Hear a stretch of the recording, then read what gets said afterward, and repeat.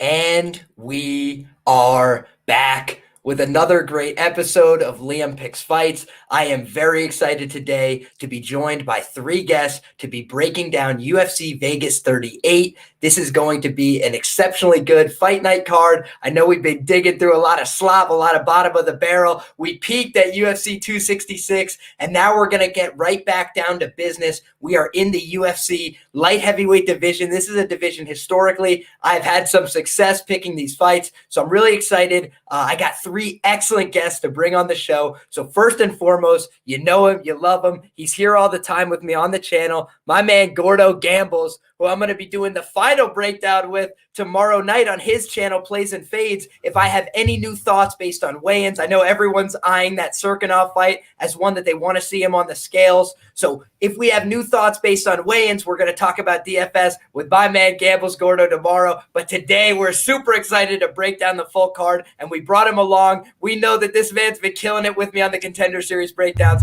Wanted to give him the full shine on the main show here today. So thank you, Gordo, very much for being here, my friend. Wow, what an intro. I appreciate it very much, my friend. Thank you, as always, for being here. Absolute pleasure, and I'm excited to break it down with you, my friend. Absolutely. We've got my man Gerhardt here for the very first time. He is a very sharp guy for Your Best Bet Sports Data. You can find them on Twitter. He is the MMA capper for the service, and this guy has been quite sharp. We've gone back and forth with some of our opinions on these last few fight cards, and I really wanted to bring him to the people. I think this is a sharp mind in the space, and I think more people should be aware of this man's work. So I'm glad that he's able to make it on the show today. Gerhardt, how you doing, my friend?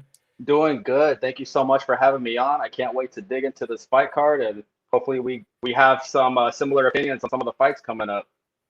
Absolutely. That would be the biggest blessing. But even if we end up on opposite sides, that's A-okay, because we want to bring these people valid, solid arguments. And if we're doing that and we end up on different sides, it just goes to show these are numbers-based approaches.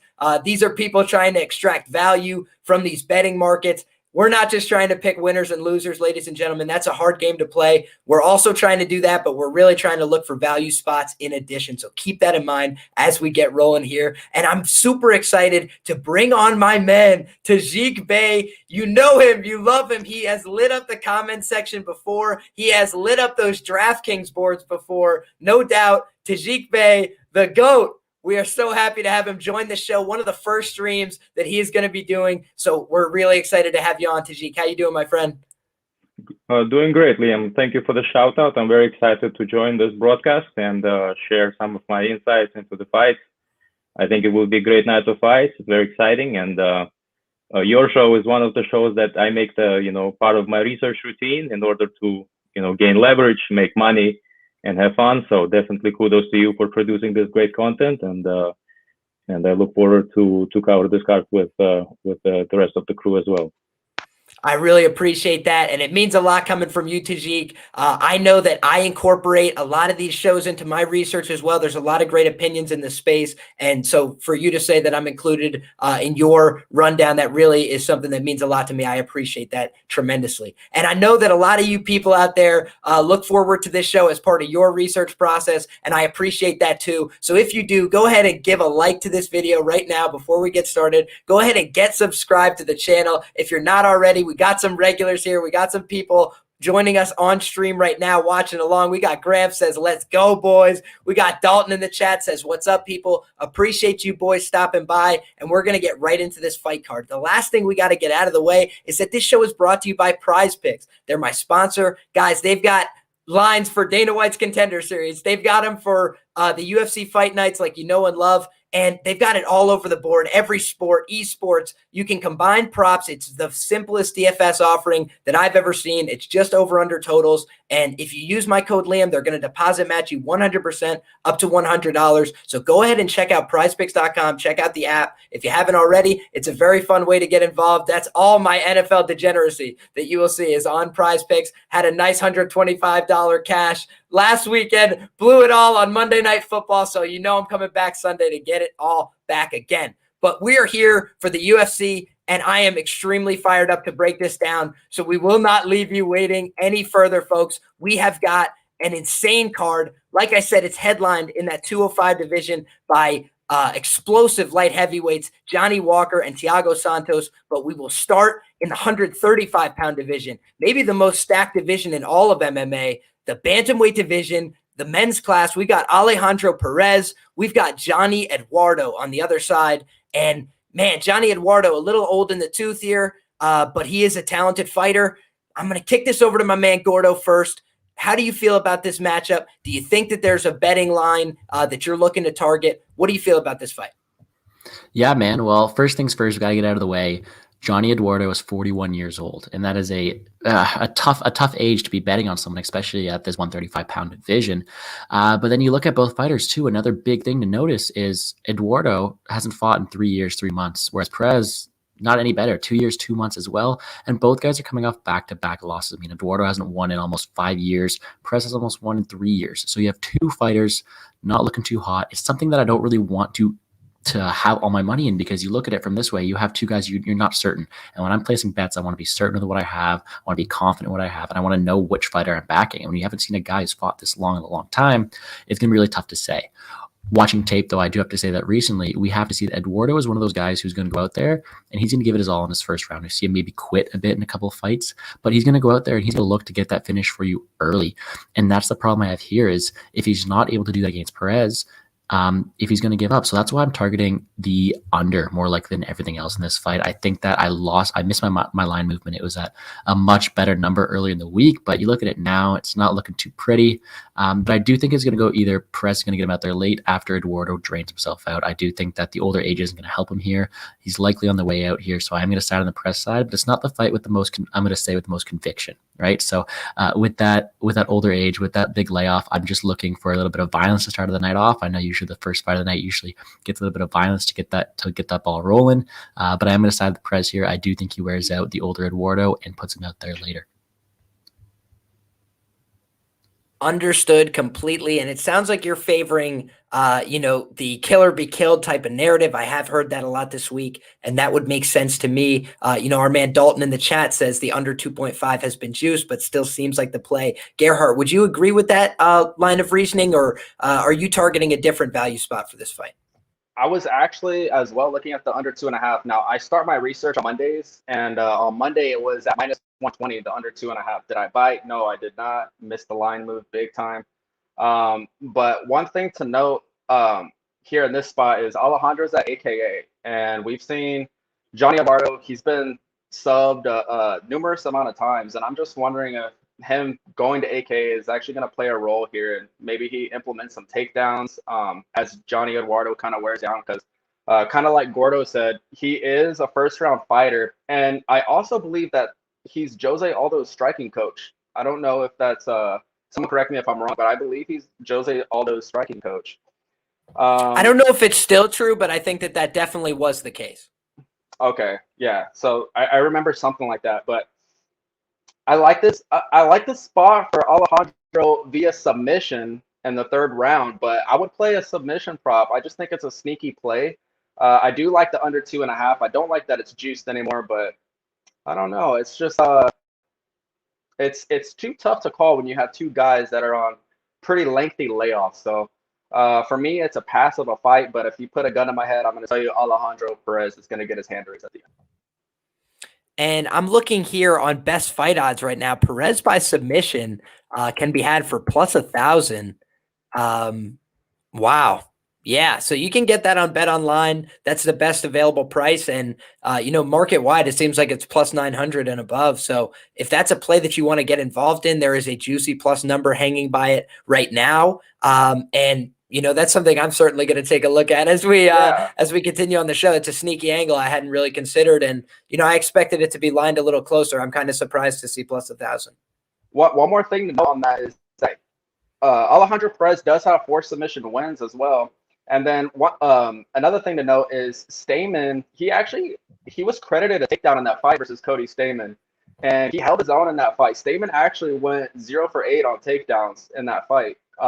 So I don't know. It's just a little interesting. It's a sneaky angle I was looking at. I'm just thinking maybe he could get this fight to the mat and submission prop. I don't know. It just sticks out to me a lot. I like it.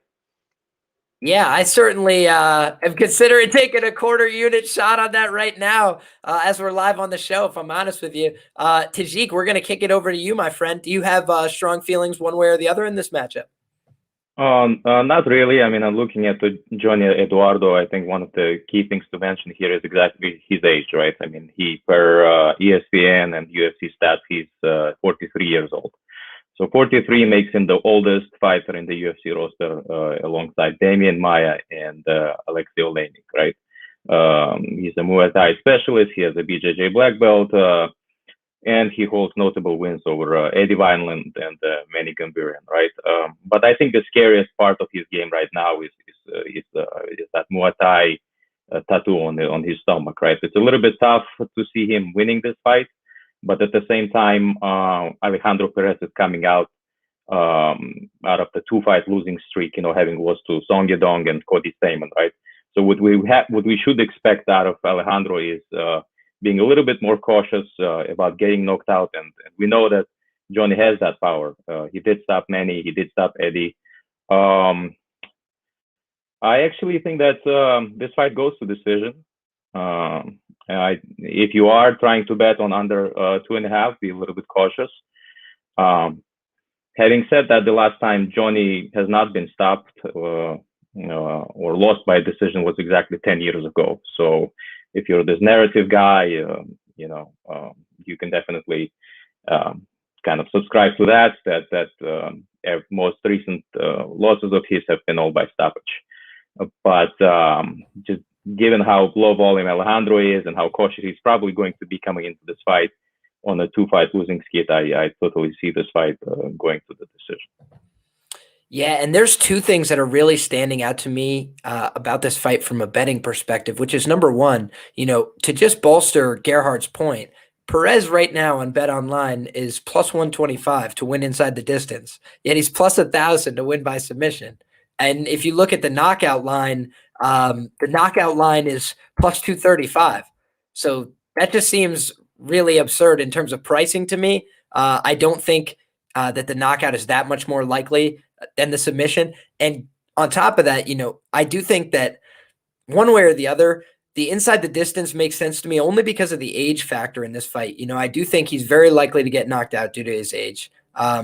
And, so maybe that's why they're juicing the line so much more towards the KO. But I do think, like you mentioned, if I have somebody who's going to come in and want to have a more safe, controlled performance, they're probably going to look to wrestle, grapple, control clinch minutes against the cage and against the fence. And I think that will provide more opportunities for submission attempts, especially if he starts to tire down the stretch.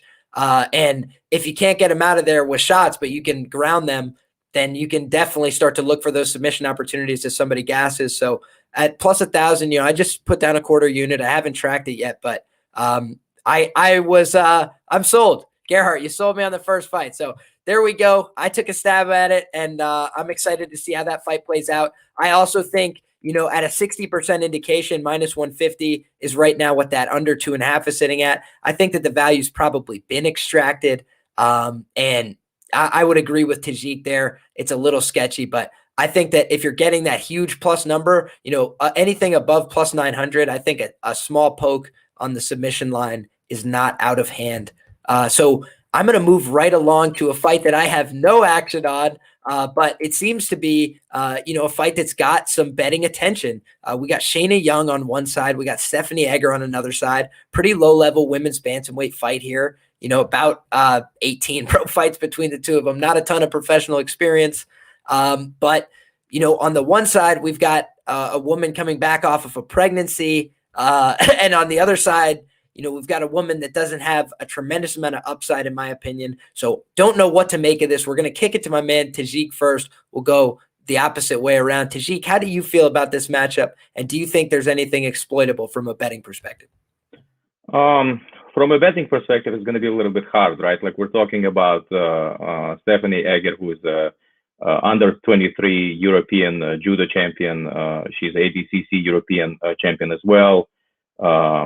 She beat Yulia Stoliarenko on the way to that, and then lost to Gabby Garcia at the ADCC Worlds. And unfortunately, her judo career has been stalled by an injury, and so it's really tough to gauge, right, to where she stands right now. Prior to her fight at Tracy Cortez, she was helping out her family at the family restaurant that they have, and she gets a call and then hops on a flight and then takes the fight with Tracy Cortez. And I don't necessarily think she did a bad job, right? Her uchigori is still there, her inside trip, I think her body lock is pretty solid.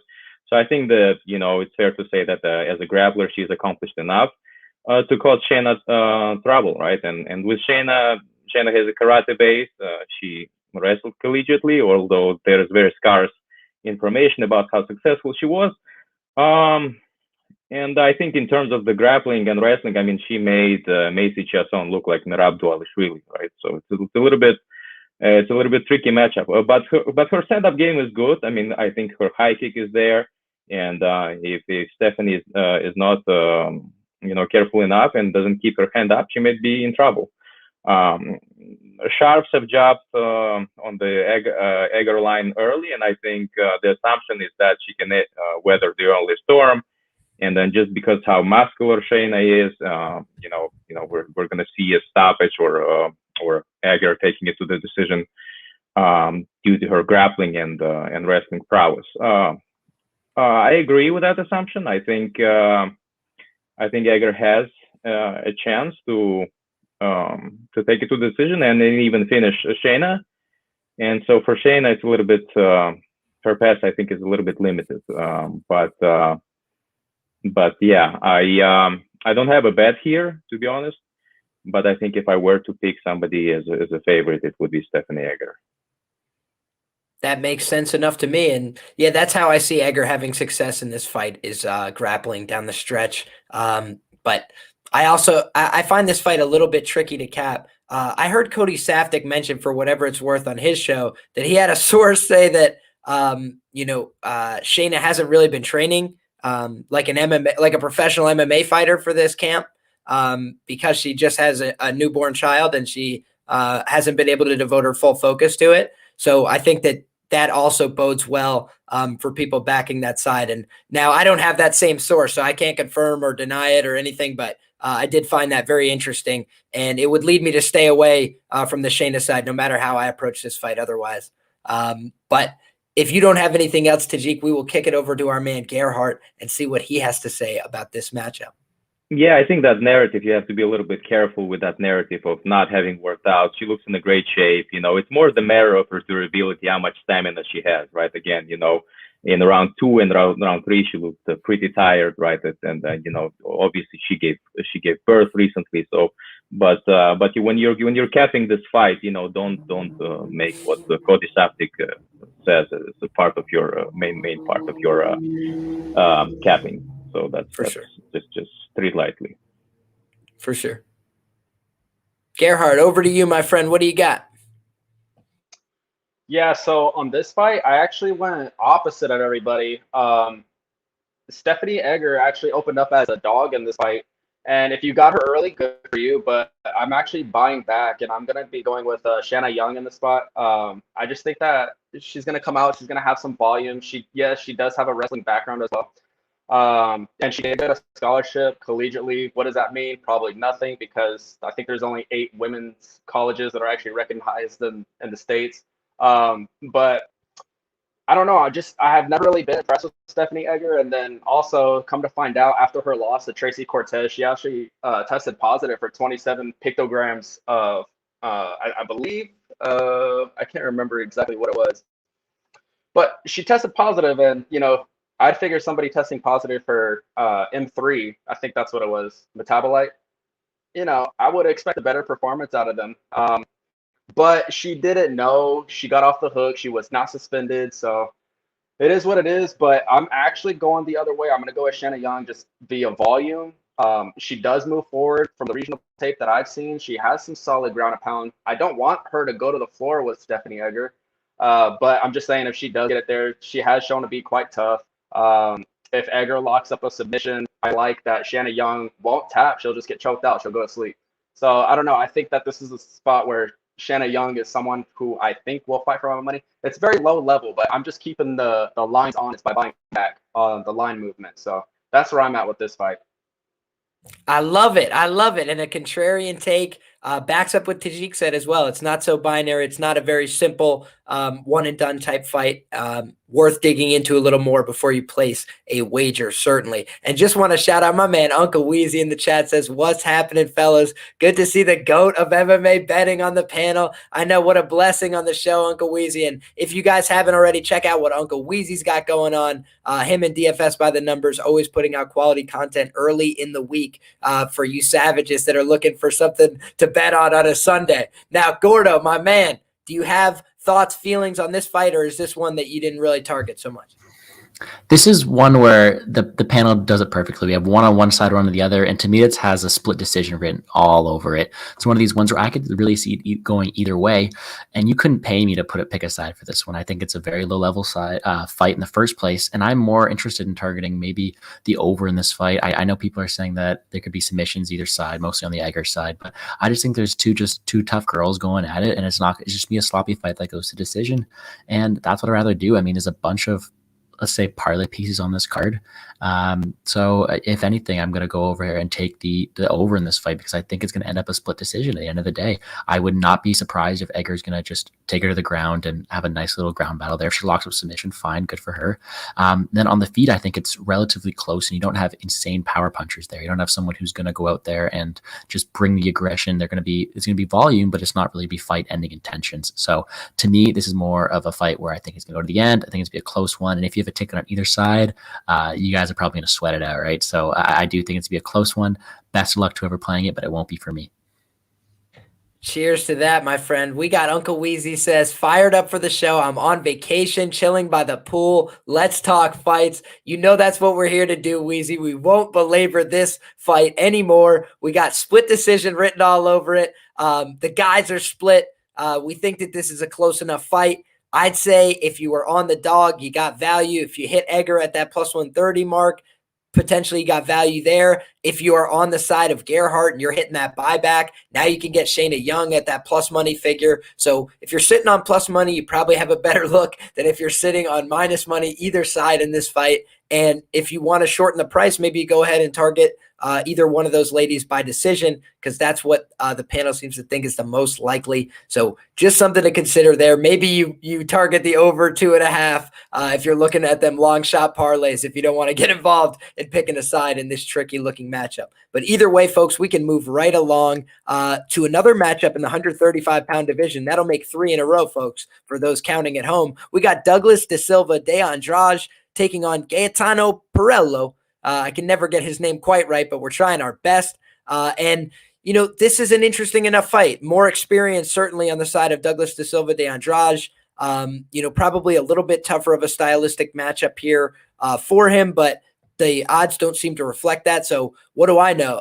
Gordo, we're going to kick it to you first, my friend. How do you feel about this matchup? Is there a way that you're targeting this from a betting perspective? Well, seems like it's going to be not really a surprise here, but it's another one I just don't really like. I promise I got a lot of action on this card, but this is another fight where it's just, I do think that Silva de Andrade has the path of victories to be favored in this fight. I just don't think it should be by that much because, I mean, you can't discredit Perello's talent on the feet. I mean, you watch his tape, and I mean, he's deadly. I think he's got some great striking, and I really do think that if it stays on the feet for extended period of time, it's his fight to lose. But then you look at his ground game, and I really think that's something where, unless he's made leaps and bounds of improvement, it's just could be the end for him. And I know Andrade isn't really the person to get that top control and really smother him out there, but it's something that looks like it's really easy to do if you're anybody in this division with any grappling capabilities. So I do think Andrade has the path of victory to win here, but it's not something I'm really confident in. It's another spot where it's just maybe sit back, see where things are at. I do think that Perello has a decent chance in the division he's got great striking. He's just got to work on that grappling. And until you're able to have a well-rounded game, it's not really someone I really want to put all my money in, right? So it's another spot where I'm going to sit back. I do have a lot of action on this card, but it will not be on this fight for me. Fair enough, my man. I think that, you know, trying to lay minus 225 in MMA is always tough. You want to have a really solid product. And, you know, I am looking at somebody with a pretty significant youth disadvantage, the much older fighter in Douglas de Silva de Andrade. So that would be something that gives me pause before I lay the minus 225 figure. But maybe my man Gerhardt's going to drop me something from the data that will change my mind. Gerhardt, how do you feel about this matchup, my friend? Yeah, honestly, I like Perello in this spot, and this is, I mean, it comes as a shock, right? But I look at career trajectory. So you got Andrade, who's 36 years old. He's on his way out, and Perello's only getting better. He's learning. I saw him at the PI before this fight. So I don't know. I like the plus 200 price tag, and then Andrade also being 36, going back down in weight. I don't know. I think there's a lot of factors in this fight, but I think a lot of people are sleeping on Perello. He's actually an exciting fighter, but when you take him out of his comfort zone, similar to what Ricky Simone did, then you lose. But is Andrade that type of fighter? I'm struggling to say yes. Can he? Yeah, he took down Rob Font twice, but I don't know that that's his comfort zone. He's going to eat some shots on the way in, and I don't know. I see value on Perello, to be completely honest. I'm going to wait to see where this line goes, but if I get plus 240 before the fight actually happens, then I'm going to bite because I don't know. Unlike everybody else, I actually see some value in Perello. What I do not like, another thing, is that he has kind of like Dusko Todorovic striking defense, where he just kind of keeps his chin up. So that could be dangerous because Andrade does hit pretty hard. But yeah, I like Perello in the spot, and I expect to be in the minority here. But I mean, yeah, it's just career trajectories. I'm gonna just assume that he's gonna be getting better, whereas Andrade is kind of on his way to the door already. So that's just kind of how I feel. Fair enough. And I could definitely see the logic behind it. I mean, like I mentioned, De Andrade is the much older fighter in this spot. And, it's one thing when you're talking about a heavyweight, a light heavyweight tends to be an older average age for the division, but bantamweight tends to be one of those youth-centric divisions, obviously, where people age out a little bit quicker. We saw the precipitous declines of those fighters like Renan Barão, one of the big wins for Douglas de Silva de Andrade. So just something to keep in the back of our minds. We kick it over to the GOAT, Tajik. How you feeling about this matchup, my friend? I feel disinterested. That's a type of fight where I don't know. I'm looking at Douglas Andrade is the $3 version of John Lineker. It's very tough, right? I mean, jokes aside, I think he fought very well against Lerone Murphy. Thought it was a good fight. He also fought against tough competition in the past, but I think he has more ways to the victory, right? If he needs to, we saw it in the Lerone fight where he showed his grappling game. But a little bit tough for him also cutting down. I think with the weight, it's tough to say. The last 2 times he fought at 135, he got stopped by Jan and by Rob Font, right? So well, I'm curious to see what the motivation here in dropping down to 135. And for Gaetano, being, world and European Muay Thai champion, I think it's a great opportunity to showcase his stand-up. Now, will Douglas oblige? I think it's remained to be seen. I think he showed in his Marlon Vera fight that he's more than capable to stand up.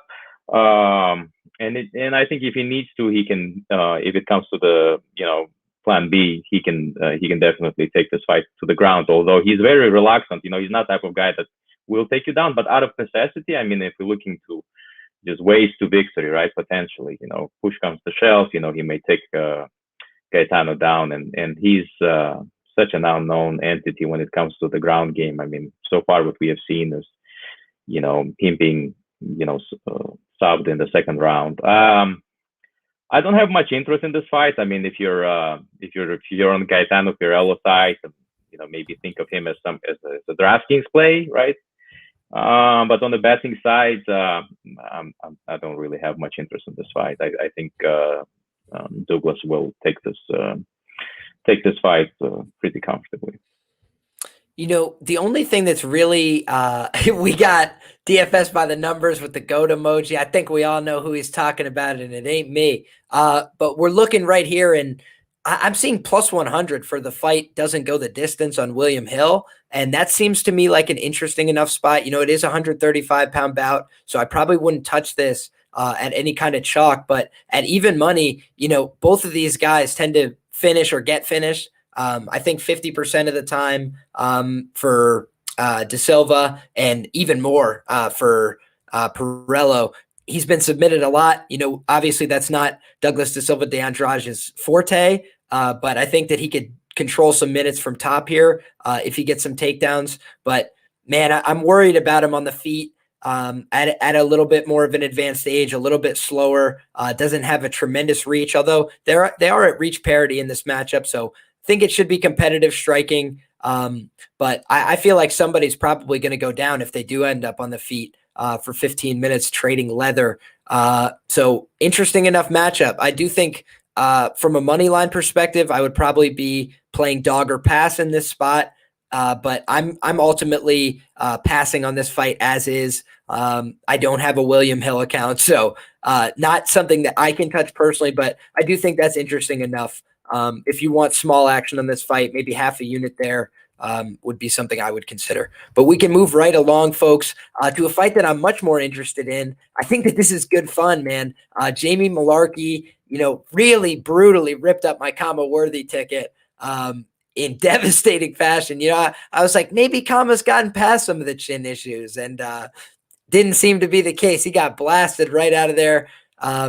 And so now Jamie Malarkey's got a little bit more respect on his name. I feel like coming into this matchup, Devontae Smith, also had his run-in with Kama Worthy. It went exponentially different and went very poorly for him. They had a friendly relationship heading into that fight, so kind of awkward there. I certainly wouldn't want to be in a cage fight with one of my friends. I think that would be something that changes your relationship, to say it mildly. But man, this seems to me like one of the most interesting fights on the card. It seems like there is potential for an explosive finish either way in this fight. And so I'm really excited to see where our panel shakes out on this matchup at 155 pounds, one of the very best divisions in all of mixed martial arts. So we're going to start with my man Tajik. How do you feel about this fight? And is this something that you could sink your teeth into? I think it's tough. Betting wise, like to cap this fight, and I think it's a very close matchup. On the Devontae side, I really I think his path to victory is really limited, right? And it's only because 5-6 fights into his UFC career, I still don't know who is what is his process, right? How does he fight, right? I mean, we see, and it's not his fault, right? I mean, it is like he goes out there and knocks people out in the first round. There you go. But we've also seen the side when he fought with Kama Worthy, and Kama Worthy, took him out, and so it's problematic, right? Like we haven't seen Devontae's game yet. It's hard to understand, and based just off of that, it's very hard. He's very limited path, I think, in my books to victory, right? With Jamie Malarkey, what we can say is that he's a willing wrestler, right? He's gonna grapple with you against Perez. It was 11 attempts, against Brad Riddell, 15 attempts. So he's an active grappler, and then when he needs to, we know he has a pop, right? So he can knock people out as well.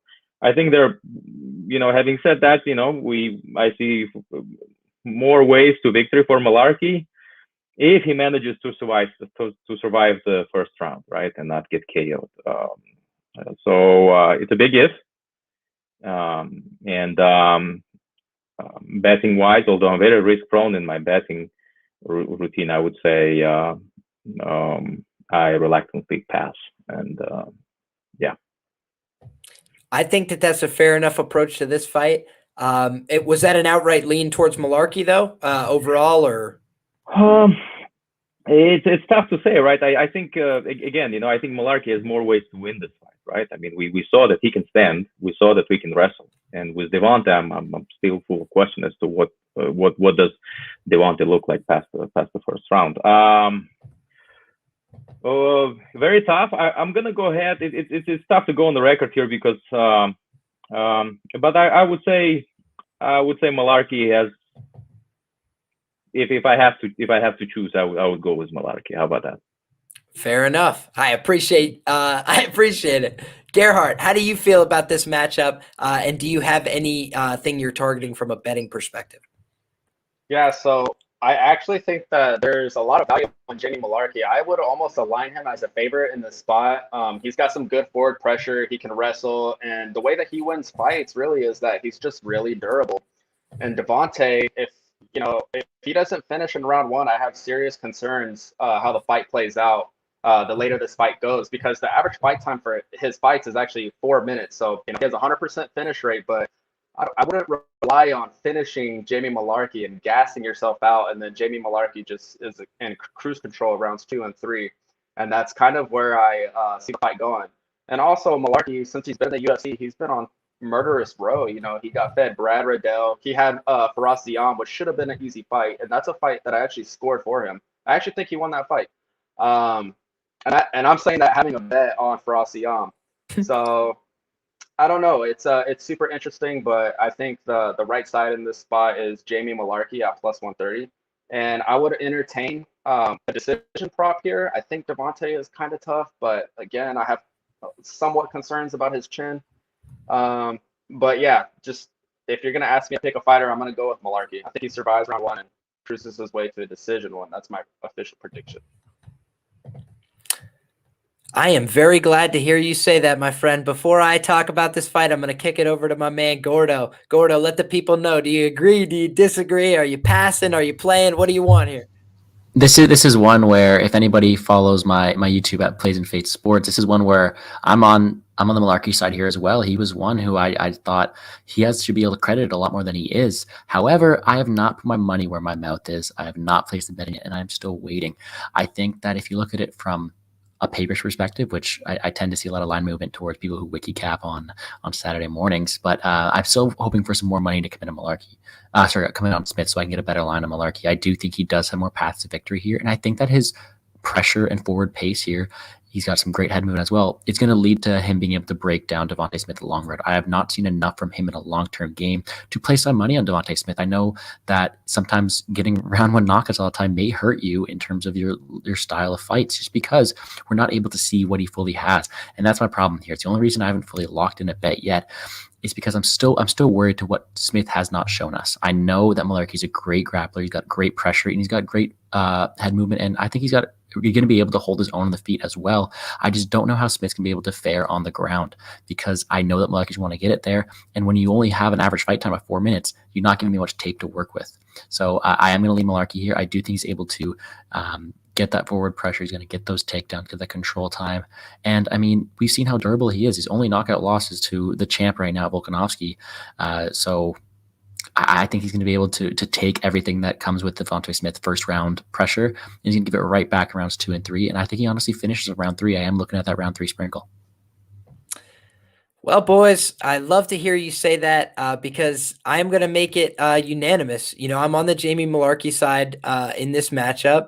And, I've been sitting on the plus 135 ticket, one unit, for a couple days, and I was thinking about whether I wanted to track it because I do have my concerns about Jamie Malarkey. But, I really think that he's a durable guy. I think he's been showing improvements fight over fight. I think that he's in a great training situation. I think that Jamie Malarkey, I actually do expect Devontae Smith to have some kind of grappling game. He's from Bedford, Ohio. Got to give respect, man. He's a Cleveland guy, and I want to respect that. Northeast Ohio is a hotbed for wrestling. It is to Dagestan and Russia is Cleveland, Ohio, to the United States of America for wrestling. It really is. It's one of the absolute best areas in the country. So I want to give him that credit up front. I don't know what his wrestling background is, but I assume that because he grew up in that area, he's probably not piss poor, and he's probably had opportunities to train with good wrestlers. Now he's training at Factory X, I believe. I'd have to double check that. Factory X Muay Thai. So Devontae Smith, he's not bad. He's not a bad fighter by any means, but I'm concerned about his durability long term. Jamie Malarkey went out and proved last time, if you have any durability concerns, you better keep your chin tucked and come correct, because he's swinging hammers in that first round. And he talked about the fact that before he got to the UFC, he was a finisher. He wants to get back to being a finisher. So I also put a little bit of cheddar down, about 0.4 units on Jamie Malarkey, plus 380 on FanDuel to win this fight by knockout. I really am concerned about Devontae Smith's durability long term. On the regional scene, he was finished in the third round due to strikes against a not very athletic, I want to say, what's his name? John Tucker, maybe? Something Tucker, I think. But not a good look. In my opinion, in that spot. I think he came into the organization with a lot of hype. I think he froze in a couple big fights. For me, a Justin James win doesn't tell me a tremendous amount about your upside. So I want to see it. I want to see it proven from Devontae Smith before I can, relate to him being a favorite in this spot. I think Jamie Malarkey has a better body of work in the UFC, fought better competition. So I'm going to be in for 1 unit at plus 135 on Jamie Malarkey. I'm going to be in for 0.4 units at plus 380 on him to win the fight by knockout. And I'm going to consider, maybe like Gordo was saying, that round 3 or decision. I think that was hanging at plus 280 on FanDuel as well, for whatever that's worth. Malarkey round 3 or decision at plus 280, I think is probably something I could get interested in. So I'm not saying Devontae Smith is a bad fighter. I'm saying I think he should have proven more to be at a favorite distinction in this spot. Would not be stunned to see this fight close at evens. I think that there's going to be late action pushing this line, just like there was when Jamie Malarkey fought Kamaworthy. So I think this fight closes near even. Moving right along the card, guys, we got Carol Rosa. I believe she's going to go off as the second biggest favorite on this card. And we've got Betchko Heya in the retirement fight that never was. It's supposed to have been a retirement fight for like 2 years now, and just can't get her to the cage. Obviously, some complicating factors, COVID-19 notwithstanding. But we've got Betchko Heya here for her retirement fight. She's got a really tough hyped prospect in the division, and Carol Rosa. Seems like a pretty clear setup fight from where I'm sitting, but we're going to kick it to my man, Tajik Bey. Tell me if I'm wrong. Tell me if I'm right. Do you like Carol Rosa in this spot? Do you think she's value at minus 400, or is it Betchko Heya for you? What do you like? I think there's no value in Rosa at minus 400, right? I mean, let me take a step back, right? Like when we talk about Carol Rosa, what we should understand is that she's a high volume striker. She's a very solid grappling skills, and we've seen that in the last matchup. And so in my book, she's a very complete fighter, right? With Betch, it's problematic, right? This is her 10th retirement fight, and I think she deserves the proper goodbye. So to me, it really looks like this fight is more of a passing of a torch, where we have this up and coming fighter, future star, in my opinion, in Carol Rosa. I actually have a take that I think Carol Rosa is gonna finish Betchko Heya, and I think she does stop this very, very tough Betch. So what's the line right now on Rosa by inside the distance? Let me take a look at that. I am on Best Fight Odds right now, looking for the best price on Carol Rosa inside the distance, and I'm seeing Rosa inside the distance plus 335 on 5 dimes, and market wide, it looks like it's hanging around that plus 285 figure for Rosa to win inside the distance. Man, that actually seems like they're really giving Betch a lot of respect in that spot. I'm kind of surprised to see that number. Yeah, they do, and if I'm looking at it in a very oversimplified way, if Holland has stopped her, I can only imagine what Carol Rosa is going to do to her. But here we are. I would say Rosa inside the distance. I think the line is good. There is some value there, and I think it's like I said, it's a proper retirement fight for Betch to hang the glove. And do you think that a submission or a TKO is more likely? Because I'm seeing plus 500 on the Rosa TKO, which to me would seem like the most likely. But yeah, you're probably smart in that we should just cover our ass and get that inside the distance. I think you should be a little bit smart, but in doing so, and but we're talking high stakes, right? Like I said, I'm very risk prone. To me. Last week, like I was reading through some bets, what's this guy named Jalen Turner submitted what's the guy's name? Jalen Turner. He submitted Uros Medic over the weekend, plus 900, ladies and gentlemen. When he submitted, Uros Medic, I think to me it was very obvious that he would, So when somebody's celebrating, like I told you type stuff, it's like a regular day in the office for me. So like when I see somebody like that, I think it's obvious. If I think she stops her in the second. I think she does. And I think it's very likely that it's going to be by TKO. But I want to give somebody who's maybe bets more moderately and not exposing your viewers to too much risk here. But I would say it's just sticking to Rosa inside the distances is probably the more safe way to go about it. Sounds like a plan. Gerhard, are you with us? Are you thinking that the inside the distance here is live for Karol Rosa, or are you looking at the Bečko Heya side? I am not looking at the Bečko Heya side at all. I'll tell you that right now. Yeah, I think that this is going to be kind of like a sparring match for Karol Rosa. I think this is going to be similar to what Pani Kianzad did to Bečko Heya. She's kind of just become this punching bag as of lately, and this plays into another spot where I see career trajectories, and I talk about this a lot, but I think Karol Rosa is kind of on the upside, and this is going to be Correa's last fight, I believe. It should be. And yeah, I don't know. I think that Karol Rosa is pretty high volume. She's a BJJ black belt. I think she could get her first UFC finish here. I'm going to piggyback off of that. But it's tough. I mean, Betch is tough. It could go the distance, but I don't know. I see value on the inside the distance prop, and I'm seeing plus 500 hanging around best fight odds for a TKO as well. So I'd be interested in entertaining that. But yeah, it's not a fight that I'm like super interested in. I wouldn't even I would not put Karol Rosa in any of my parlays, not at minus 500. I think it's just a little too steep for me. And I'm not really too much of a parlay guy. If anything, I'm more of the guy that wants to find value in the dogs, but I don't think there's value in this dog. I think it's Karol Rosa all day. I'm with you in that I like to find value on the dog when I'm making a straight play, but I also like to look for really solid, consistent, bankable favorites that I could put into a parlay opportunity. I don't see that here, but I am thinking that I'm probably going to go half a unit of exposure on Karol Rosa to win inside the distance at plus 300, and I'm probably going to go a quarter unit for her to win by KO or TKO at plus 500.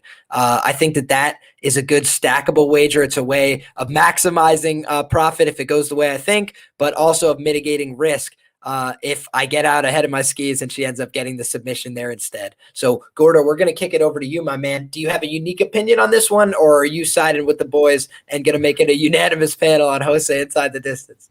You know what? I'm going to keep this short. I know this is not a DFS or a football live stream at all, but if you are going to play this one this weekend, I think that you just stay away from Beth Claire completely. Should be Karol Rosa all day. Unlike Gerhard, I am a parlay guy. I do a few, but this is not one I'm going to be including in my parlays here. If you are doing a football parlay this weekend, go for it. I wouldn't suggest it. I do think that Karol Rosa gets it done pretty easily and convincingly, but minus 500 is really, really steep. If anything, I'd be playing her in some cash lineups as a safe value on DraftKings, but not my place to say. I'm going to say Karol Rosa gets it done pretty convincingly, puts out that volume, and yeah, I don't mind that shot in the inside distance prop, but this is one where I'm just going to let it go. I'm not really going to be head over tails for this play. Absolutely. So without belaboring the point, guys, the best available price on Karol Rosa market wide is minus 400. That's a stale line on BetMGM. It's still not something I'd be running to play. But if you're the kind of person that likes those arbitrage opportunities, it is something that I would at least consider. You're probably going to get plus 500 on Bečko Heya by the time this fight rolls around. I'd be surprised if you didn't. But let's see how this plays out over the rest of the week. It's a fight that I will not touch from a money line perspective, but I will be touching that prop market action, probably about 0.75 units of exposure there. And I'm also going to look at the fight doesn't go to decision and just see what the price is, because, a lot of times for the women's fights, they juice the fight going to decision. Plus 225 is the best available. So I'll pass on that. I think Rosa is obviously going to be the one to get it done if it gets done inside the distance. So no value there. We move right along to a fight that I have a very small wager on, but one that a fight that I'm excited to break down. Casey O'Neill absolutely highway robbed me in that Procopio fight, man. I was so confident that Procopio was going to win, and I got overexposed. I think I put down 5 units or something like that on Procopio. I beat the line move by a ton, but at the end of the day, I've always said I love closing line value, but it's never bought me a sandwich. So it's a tough go at it in that spot. I do think that it had more to do with Procopio gassing out than Casey O'Neill doing something special, if I'm honest with you. And from what I've heard, Procopio had said after the fact that may have something to do with lady problems. I don't know why she got cut from the UFC. I thought that was bullshit. She dominated the first round. And so I'm sitting in my house feeling like a genius, like, aha, look at this. She's working her over. We look great. And then she completely death gasses and it all went downhill so fast. So I do think Casey O'Neill, she showed heart and perseverance in that spot. And she can come back in a fight that she's losing. That's what we learned about her there. But I also think that, that was a prime opportunity for her to look really good. And I think that now, if you want to play her, you're paying that hype job premium. And that's not to say that she's a bad fighter. That's not to say she shouldn't be favored here. I could definitely see minus 150 Casey O'Neill, but as she creeps over a 2-1 favorite in this spot, that's something I don't necessarily agree with. I haven't gotten invested heavily from a money line perspective. I want to say I put down a half a unit on Shevchenko at plus 187 via Bet365. And I have a quarter unit down on Shevchenko to win this fight by KO or TKO at plus 800 on FanDuel. And I don't know if it's the most live outcome, but I just see that if Shevchenko has extended minutes on the feet here, I've seen Casey O'Neill hurt and rocked. I've seen her, look a little uncomfortable on the feet. I think she has a little bit of defensive irresponsibility, and I think she can get bullied and bodied around in the clinch by somebody bigger and stronger than her. And Shevchenko, for better or worse, puts herself in the clinch all the time. I could definitely see her putting herself in the clinch, going for a couple knees and getting sat to her butt by a takedown attempt. And that's obviously the concern here. But I think that if she's able to work her way back up to her feet with any kind of consistency and put pressure on Casey O'Neill, this will turn into a much more competitive fight. I still think Casey O'Neill, despite her skills, is pretty green. So I wanted to kick off a matchup, give these guys a break, get a little bit of action out myself early. But I got about 0.75 units exposure on Shevchenko across both the money line and the KO line at plus 187 and plus 800 respectively. So Gordo, with that being said, I'm going to kick it to you. I know that you cashed on your girl, I believe Casey O'Neill last time out. You shattered my hopes and dreams and my Laura Procopio bet. So we're going to kick it to you, my friend. Are you doing it again? Are you lining up against me? I would understand if you are. See, here's the thing. Before I get started, I got to put it out of the way that Antonina Shevchenko is a world-class Muay Thai specialist, and she's a great stand-up fighter. That being said, she is the Walmart Shevchenko. She is not Valentina, and we're just going to get that out of the way. I do believe that Casey O'Neill is very, very green, that this line is completely based on recency bias about her last time out there. If she loses this fight, or if she loses her last time out against Procopio, she may be dead even's favorite against Antonina here. The thing is, she has a clear path to victory, in my opinion. I'm not a fan of Antonina on the ground, and we saw her have some improvements in her recent fights, but then you keep going, she keeps regressing, and it keeps looking even worse on the mat here. And I think that if Casey O'Neill is able to be smart and take her there, that she's going to have a field day on the ground, and that's how it is, in my opinion. I don't think she should be that favored. I do think she rolls here at this spot. So we talked about this last week. I made a nice little fun little Shevchenko parlay. I bet Shevchenko inside the distance last week and parlayed that with Casey O'Neill. So we're betting on one Shevchenko and betting against the other. That's what I did. So I have a unit at plus 110 just on Casey O'Neill straight right now. If that one hits last week, which it did. So I'm going in here and I'm taking my girl Casey O'Neill. I would not bet her straight at minus 220 right now. I don't think that is valuable at all. I do think, however, that if she's able to execute her game plan, I think she's pretty smart and will do that she's going to have a field day on the ground. And I think that she is able to show off her skills. And I know she's still improving. I know she's still green, but I think she has a lot of potential in this division. And I think she brings it to Antonina this week here. It's just not Shevchenko's matchup, in my opinion. I hear that for sure. And I do think styles make matches. So It's certainly possible that Casey O'Neill is able to get on top of her, but I think that the physicality difference may play a factor. One Gordo, more back thing too is, yeah, it's just I completely get what you're saying with KO and TKO. Casey O'Neill is very, very hittable. Let's say that right now. She leaves a lot of openings. She gets hittable very much. But I think that, I know that she's shown a lot of places just where she's displayed her IQ. I think she's a very, very smart fighter. And I think that she knows she's going to have this huge skill gap on the ground and she's going to get it there. I'm really a big fan of wrestling and her ground game. She brings a relentless pace. So I think she gets it done here. I do not mind Dalton's side with the sub, but I would be scared of that KO TKO. It's a fight where maybe I bet the under in this spot because I do think you have two complete polar opposite styles here. A fighter who leaves her hands down and is able to be good on the ground versus someone who's not very good on the ground, who's amazing on the feet, right? So binary fight. I'm taking O'Neill. I'm taking the ground game, and I hope she gets it done for me. Absolutely. Gerhard, how do you feel about this matchup? Yeah, so I'm actually going to kind of piggyback off of what you said. I think there's value on Antonina, actually. And I do also think Casey O'Neill is hittable. There was a saying that goes something along the lines of, you can't teach an old dog new tricks, but you can still train a puppy. So with that being said, I still think that Casey O'Neill is quite green in the game. And I don't know, and also I think Casey O'Neill has done some training at Tiger Muay Thai with Antonina as well. So, I mean, maybe she does know her game, but that goes both ways. Antonina knows her game too. So I don't know. I like the value side here on Antonina. I haven't really checked the odds, but I would honestly entertain an in the distance prop. Another thing to consider here in this spot is, and I hate to do like, I hate to cap emotions or something that doesn't reflect on paper, but her best friend at Extreme Couture actually passed away, Kyle Reyes. You gotta wonder like how that plays going into this fight. Is she gonna fight aggressively? Is she gonna be kind of at a disadvantage? It's just something that you don't really see on paper. You know what I mean? So I don't know. I like Antonina in this spot, and I know Casey O'Neill has that upside, but again, you can still train a puppy. So I don't know. I like my spot here on Antonina. Absolutely. We got Mina in the chat says, I agree with Liam. I like the Antonina play. Gerhardt's with us as well.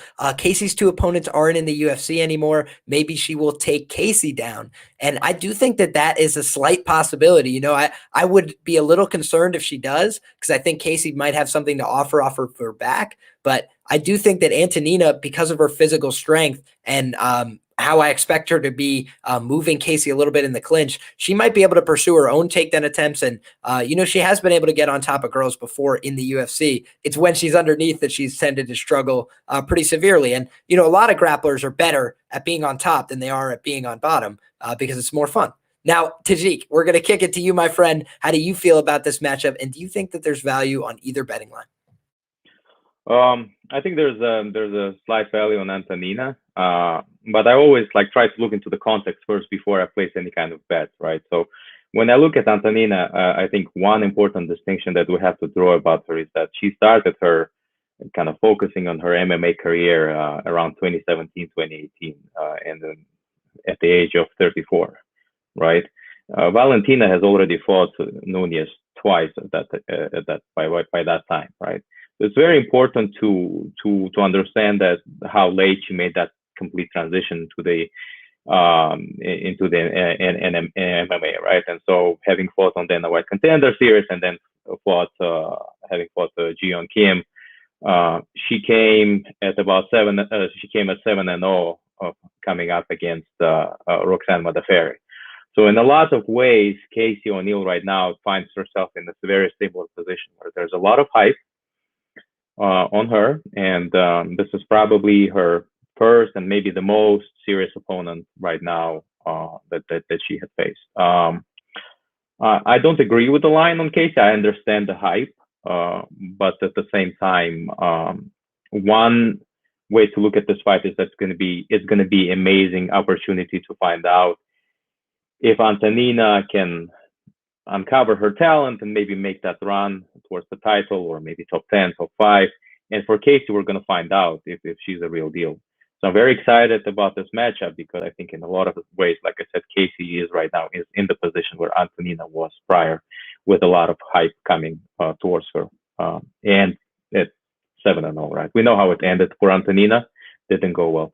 But But I think Antonina's, if I'm in Antonina's corner, and if I'm Pavel Fedotov, I would say take her down. Why not? Take her down. We've seen her; she's been in trouble on the ground, and then surprise her. I think Antonina takes this one by submission. I think she chokes her out. Wow, Tajik Bey from the rafters drops a bomb on the people's head top. And, I don't think it's outside the realm of possibility. It only makes me regret that I didn't hit that inside the distance instead of the KO line myself. But I can see where Tajik is coming from. I think that we are, I think that a finish is live on both sides in this fight, frankly. And I think especially Antonina, I think she's been making improvements fight over fight. I know that we didn't necessarily see that her last time out, but I thought that she fought somebody who could meet her in the physicality department. I don't know that we're going to see the same from Casey O'Neill here. So I think it's an interesting fight. I think, Daz, shout out Daz in the chat says Aussie chicks are tough as nails. I can appreciate that for sure, but we're going to have to see how this one plays out. We got a couple of people thinking that she just might get it done inside the distance. We got my man Gordo free riding the plus money on the minus 200 favorite. So again, that's how he exploited the parlay market this time, and rock and roll. Let's see how this plays out. I think this is a fun fight, especially for the women's division. So let's see who is up next, in this division. Casey O'Neill asked for her career to be slow rolled a little bit, and the UFC said, no breaks. We're off to the races with you. So it's put up or shut up time, and, she might just be able to do it, but we're going to have to wait and see until Saturday night. Next up, we got, my biggest bet that I have locked in so far on this fight card, folks, is up next. We got Jared Gordon. We got Joe Solecki. And this is, for me, one of the most fun fights on the card. Again, 155 pounds, great division, highly competitive fights. And I think that we could see a highly competitive fight here. I'm really excited to see how this one plays out and where our panel lines up for this crazy fight. So without further ado, we're going to kick it to my man Tajik first. How you feeling about this matchup, my friend? I, for some reason, have a very little interest in this fight, to be honest. I don't really know why I feel this way, right? I feel like Solecki should get more credit for coming 3-0 in the UFC. I don't think he gets that. I think we're looking Jim Miller, like, oh, that's not really serious. I think Solecki is pretty decent, and at the same time, Gordon is very tough as well. I think it's tough to call. They both come from the CFFC scene. I just see this fight going to a decision. I don't know who takes it, honestly. This is one of the fights that's very hard for me to cap, and I chose to pass because I have a positive bias towards Solecki, and in my books, I think he should take this fight. But at the same time, I recognize that Gordon has a good wrestling. His BJJ is decent enough. Chin, yes, he's been chin checked in the past. We've seen that. So I don't have an interest in betting this fight, to be honest. I really don't. So it's a pass for me. And as far as the take, who I think it takes this fight, like I said, I think we should give more credit to Solecki for coming in, because going 3-0, it's a very rare event in itself in the UFC or in martial arts world, and he deserves more credit for what he has achieved so far. I definitely get where you're coming from, Tajik. I think that the reason why he's not getting the full credit for going 3-0 isn't from the Jim Miller fight. I think it's actually from the Matt Wyman fight, which both at the time and retrospectively seems like a real gimme opportunity for him. But I do recognize what you're saying in terms of the win over Jim Miller is credible to me. But what is concerning about it is that he dropped that first round pretty convincingly as well. And Jim Miller has been known to death gas in his fights after round one, the king of the round one prop. But I'm going to pass it along to my man Gerhard, unless you have something on the way out, Tajik. Yeah, just on the way out, quickly mention, if Solecki is as smart and as intelligent on the ground as I think he is, I think he was very confident that he can take rounds 2 and 3. And so for that reason, he chose to check himself on the ground. And understand that I think he had an option to get up, and I think he, if he wanted, he could have. But at the same time, staying on the ground with him, I think was a good opportunity to test himself, and I think he did well. Understood for sure. So we're going to kick it to my man Gerhardt. How do you feel about this matchup? Is there anything that's catching your eye from a betting perspective? Yeah, so you said that your biggest bet is on this fight. That's I hope it's on this guy that I'm about to tell you, but I'm gonna go with Gordon actually in this fight. I like Gordon in this spot. Solecki, I mean, he's really good on the mat, man. He's got some great transitions, good grappling, good submissions, but I think a lot of his win condition is based off of submissions, and Jared Gordon's never been submitted. I don't think so, at least. I know that he's been knocked out at least 4 times, but I don't know. I like Gordon in the spot. I think he's going to have a lot of top control. And then if this fight is standing, I think he's going to be the one moving forward. And I think he's an underrated boxer as well. So I don't know. I'm gonna keep it really short, but I like the dog in this spot. I'm picking Gordon. Yeah, man. And Gerhard, to answer your question, buddy, I have Gordon as my pick as well. I haven't placed many massive wagers on this event, right? 2 units is my biggest wager so far, and that is where I put it down. I dropped 2 units on Jared Gordon in this spot, and I understand exactly where Tajik is coming from, that I do think Solecki's a tough guy. I think he's going to win way more fights in the UFC. I think he's got a future. I just think Jared Gordon's a really tough matchup for him, especially at this point. He hasn't been challenged very much. And the times that we have seen him challenged in the past, he hasn't always answered the bell. The Nicholas Mota fight, by example, I believe he lost another decision early on in his career. And, now we're seeing him drop around to Jim Miller. Granted, Jim Miller's a tough guy, but he really didn't offer very much from his back. I felt in that spot, I kind of expected him to offer a little bit more. Jim Miller was able to hang out in the guard with virtual impunity. And then, it was really some tactical errors by Jim Miller and him gassing, I felt like, that gave Solecki a real opening in that fight. Solecki, I would have expected to pass, to drop some elbows, to drop hammer fists, to get some ground and pound going. I didn't see any of that. He really held position effectively. He was on top in half guard, but I didn't really see a ton of violence, a ton of offense. And, when you look at Jared Gordon, the thing that makes you not want to bet him is his chin, is his durability. You're concerned that he might get clipped and knocked out. And I think in this fight, you get Jared Gordon, who's got a lot of skills and legit grappling himself. And he's going against a guy who's probably not going to knock him out. It's not to say it's impossible. You do see that Solecki throws most of his strikes with a lot of power. I think that's why he's a little uncomfortable on the feet. I bet he gets tired doing that. He throws a lot of power on every shot. And he likes to lead off with those hooks. He throws two and 3 hooks at a time sometimes on the lead side. I think he could get countered. I think that Jared Gordon has shown better boxing over his last few fights. I like his training situation at Sanford MMA, and I think that could pay dividends in this spot.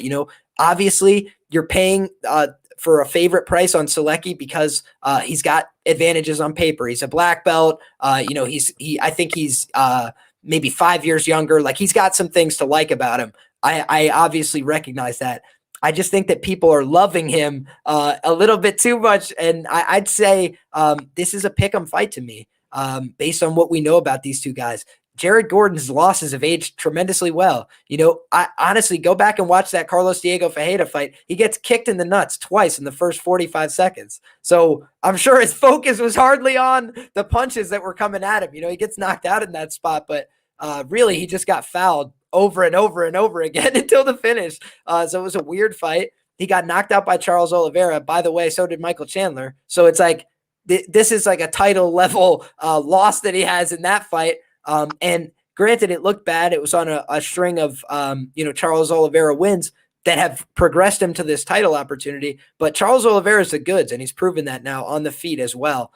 So, man, I don't know exactly what to make of this matchup, but it's hard to convince me this shouldn't be at evens. Gordo, I'm going to kick it to you, my friend. How do you feel about this? Yeah, I'm actually going to side on the Solecki side here. It's not one I'm going to say with a lot of conviction. I have no action on this one. This would be really a spot where I'm just going to sit back, enjoy the fight. I do think it's be a really good one.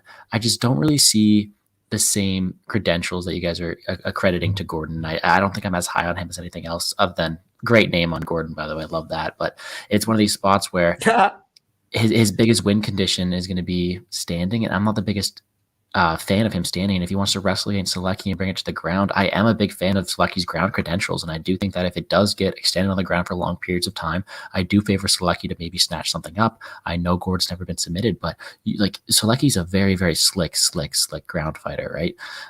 There's a first for everything. So, but no, it's not something where I'm really going to say it with conviction. I do think that Solecki does have a lot of, let's say, advantages in this fight that I do think he exploits to a win. I think that his striking is going a bit overlooked. I think that he's able to hold his own on the feet, and if he wants to take it to the ground, I mean, I saw it in the comments earlier, Jared Gordon was giving takedowns to Fishgold. I mean, it's not like Jared Gordon's gone out there and hasn't beaten the best level of competition. And I know he's lost to the best level of competitions, but he's also lost to some weaker fighters and beaten some weaker fighters too. So I think this is a really good spot for me to judge where Jared Gordon really is, because I don't have the best read on him right now. I can watch all the tape I want, but I think that Joe Solecki presents this whole different world of problems that he's never seen before. And I'm really interested to see how it fares against someone with the ground caliber that Solecki is. Awesome. So, guys, we officially have one. Our panel is split. We're going opposite quadrants. Me and my man Gerhardt are on the dog. We are betting him. We are backing him with our money in this spot. We got Tajik Bey and Gordo. I don't believe either one of them have an active wager, but they are both on the Solecki side. Did you have an active wager, Gordo? No, not yet, but I hear a lot of people on Gordon. So if you guys want to keep running that money line down, I'll be playing some Solecki if it gets close to me. Beautiful, brother. And it's all about that price, right? I think I played, let me just double check it so I don't speak out of turn. Yeah, I got 2 units down on Jared Gordon at the plus 126 mark. So, I think that price is playable for him. But I also would think that, if this gets down to plus 110, it's kind of then difficult to find the margin there, because I do see this as a fight around evens. And so then you're just paying the vig and hoping the money lands back in your pocket. But I do think that this is a fun matchup, and at least one that I'm excited for to close out that preliminary card. And so as we run it over to the main card, I'm excited to break these fights down. Just one last time, wanted to remind you guys, go ahead and like this video if you haven't already. We got 19 people rocking with us live in the chat. Go ahead and get subscribed to the channel if you haven't already, and check out PrizePicks. Every bit of information that you need is in the description box below. That's also where you can find all of our great guests on the show today. So if you're looking for their stuff, you want to see their work, their information, where you can find them on social media, go ahead and look in that description box below, and you'll find everything you're looking for. Thank you guys very much. And now, without further ado, we kick it to the main card. I said before, Karol Rosa, the second biggest favorite on the card. We got the biggest favorite on the card, Alexander the Great Hernandez. Man, this guy has cashed me some tickets in the opposite direction. I faded this guy for good money. My man Thiago Moises, plus 199. I'd run that again anytime. Out-volumed him, beat him with his striking. Thiago Moises slept on character, in my opinion, in this lightweight division. Although that Islam Makhachev bet that I had with Thiago Moises, granted it was very small, looked stupid as hell in retrospect. So I love Thiago Moises. I was happy to cash him against Alexander Hernandez, but this is a much different matchup. We got Mike Breeden making his UFC debut here. We got Alexander Hernandez, a lot more UFC tested, more experience, and frankly, he smashed one of my heroes, Beneil Dariush, in really impressive fashion. So that's always the fight that hangs around in the back of our head. But he's disappointed people. He's had close performances, even in some of his wins. I know a lot of people like me felt like my man Trinaldo got jobbed out a little bit against Alexander Hernandez, but either way, he's been fighting the much better level of competition. And so he has been, bet out to a sizable favorite. I think he opened at minus 350, minus 300 it was. He has been bet out to a market average of minus 538. So we don't have to belabor this fight too much. I think the main questions are, do you think the dog is live? And if not, is there a prop that you're looking to target in this fight? Because I think Alexander Hernandez has proved himself unworthy of parlay material many times over. And, if you disagree with me there, that's fine too. But I'm going to start with my man Gordo. We'll give Tajik the break. We had him start us off a couple times in a row. So Gordo, kick us off, my man. How do you feel about this fight? Do you think that there's any value to be had? First of all, I'm not the biggest fan of Hernandez here, and not in this spot, but just in general. And I think that he was overhyped for a certain period of time, and it showed that he came out there and he didn't prove himself. But this is a spot where he should be able to do just the opposite. This looks like a setup fight almost. He's been able to crush that low level of competition, and Breeden is exactly that low level of competition that Hernandez thrives on. And it's honestly to the point where even though Hernandez has burned a lot of people, I'm going right back to the well. I snagged about -300 as a parlay piece. I wanted someone to lock in my my football bets with. So he's a parlay piece with the Titans and Bills on Sunday for me, two of the biggest favorites on the slate, just to give me that extra value. I know this is not a UFC not an NFL podcast, so I'm just going to leave it there. But it's a spot where I think Hernandez is just going to just roll by him. It looks like a spot to get him back on track. I do think that I will be fading Hernandez in the future. I don't think that he's that good, but he is able to excel against that lower level of competition to which Breeden is in this spot here. I think he can do it wherever he wants, ground, feet. We know that Hernandez has power. We know that he has wrestling credentials. So let's just see how he gets it done. I'm not going to get fancy with any method of victory. Just going to take him straight with my football plays and just hope that cashes for me.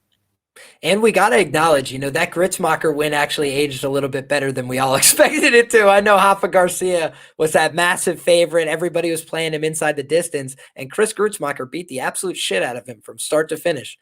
So, the Grits, he's not, I thought that the Grits beat him pretty convincingly, man. But I will say, what a surprising performance. And Alexander Hernandez, really made him look bad, made him look old in that spot. So, I think we've seen a little bit of improvement from Alexander Hernandez, but I also would say he's just been somebody that I look to be on the other side of, and especially if you're laying -500, it's just get the F out of here on my perspective. But if you got those safe plays like you feel, Gordo, with the NFL, rock and roll, my man. Gerhardt, do you feel like this is a fight you can exploit from a betting perspective, or are you passing on this look? There is absolutely no value on this fight, in my opinion. I'm just really not interested in it. I don't really rate Alexander too highly. I mean, he's been a -200 favorite in his last 4 fights. He's dropped 2 of them. He arguably lost to Trinaldo as well. Debatable, right? But what we see from Breeden on his one stint in the Dana White Contender Series is that he was taken down twice in that fight. And Alexander Hernandez does have a good wrestling background. So I don't know. I see him winning the fight, but man, at -500, I want him to finish it in like the first 2 minutes, and I don't know that I can rely on him to do that. I think this is a layup fight for Alexander Hernandez. I'm just not really his biggest fan. I should be. He's from San Antonio, my neck of the woods, but I don't know. It's just that he beats himself. He needs to put it all together. That's what it is. He could be a great striker in one fight. He could knock you out one fight. He could take you down one fight. It's just, we want to see mixed martial arts, not so much, one or the other where he beats himself.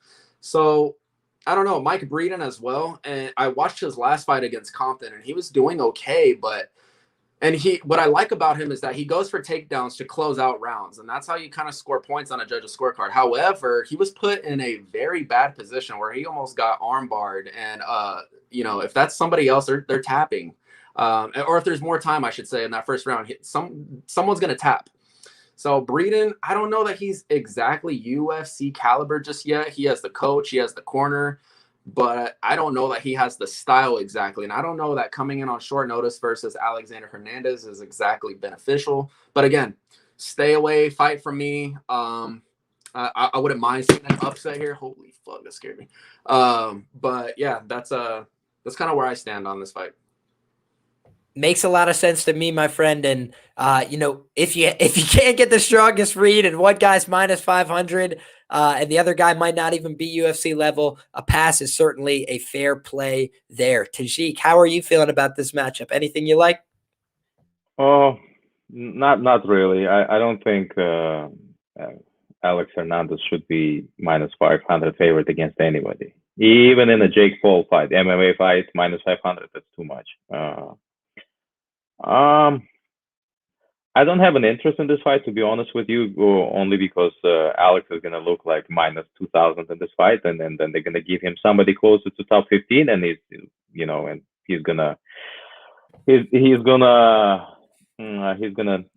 be looking like a human, and so it's tough. It's really tough to bet Alex just in general, because there's so much volatility in these fights.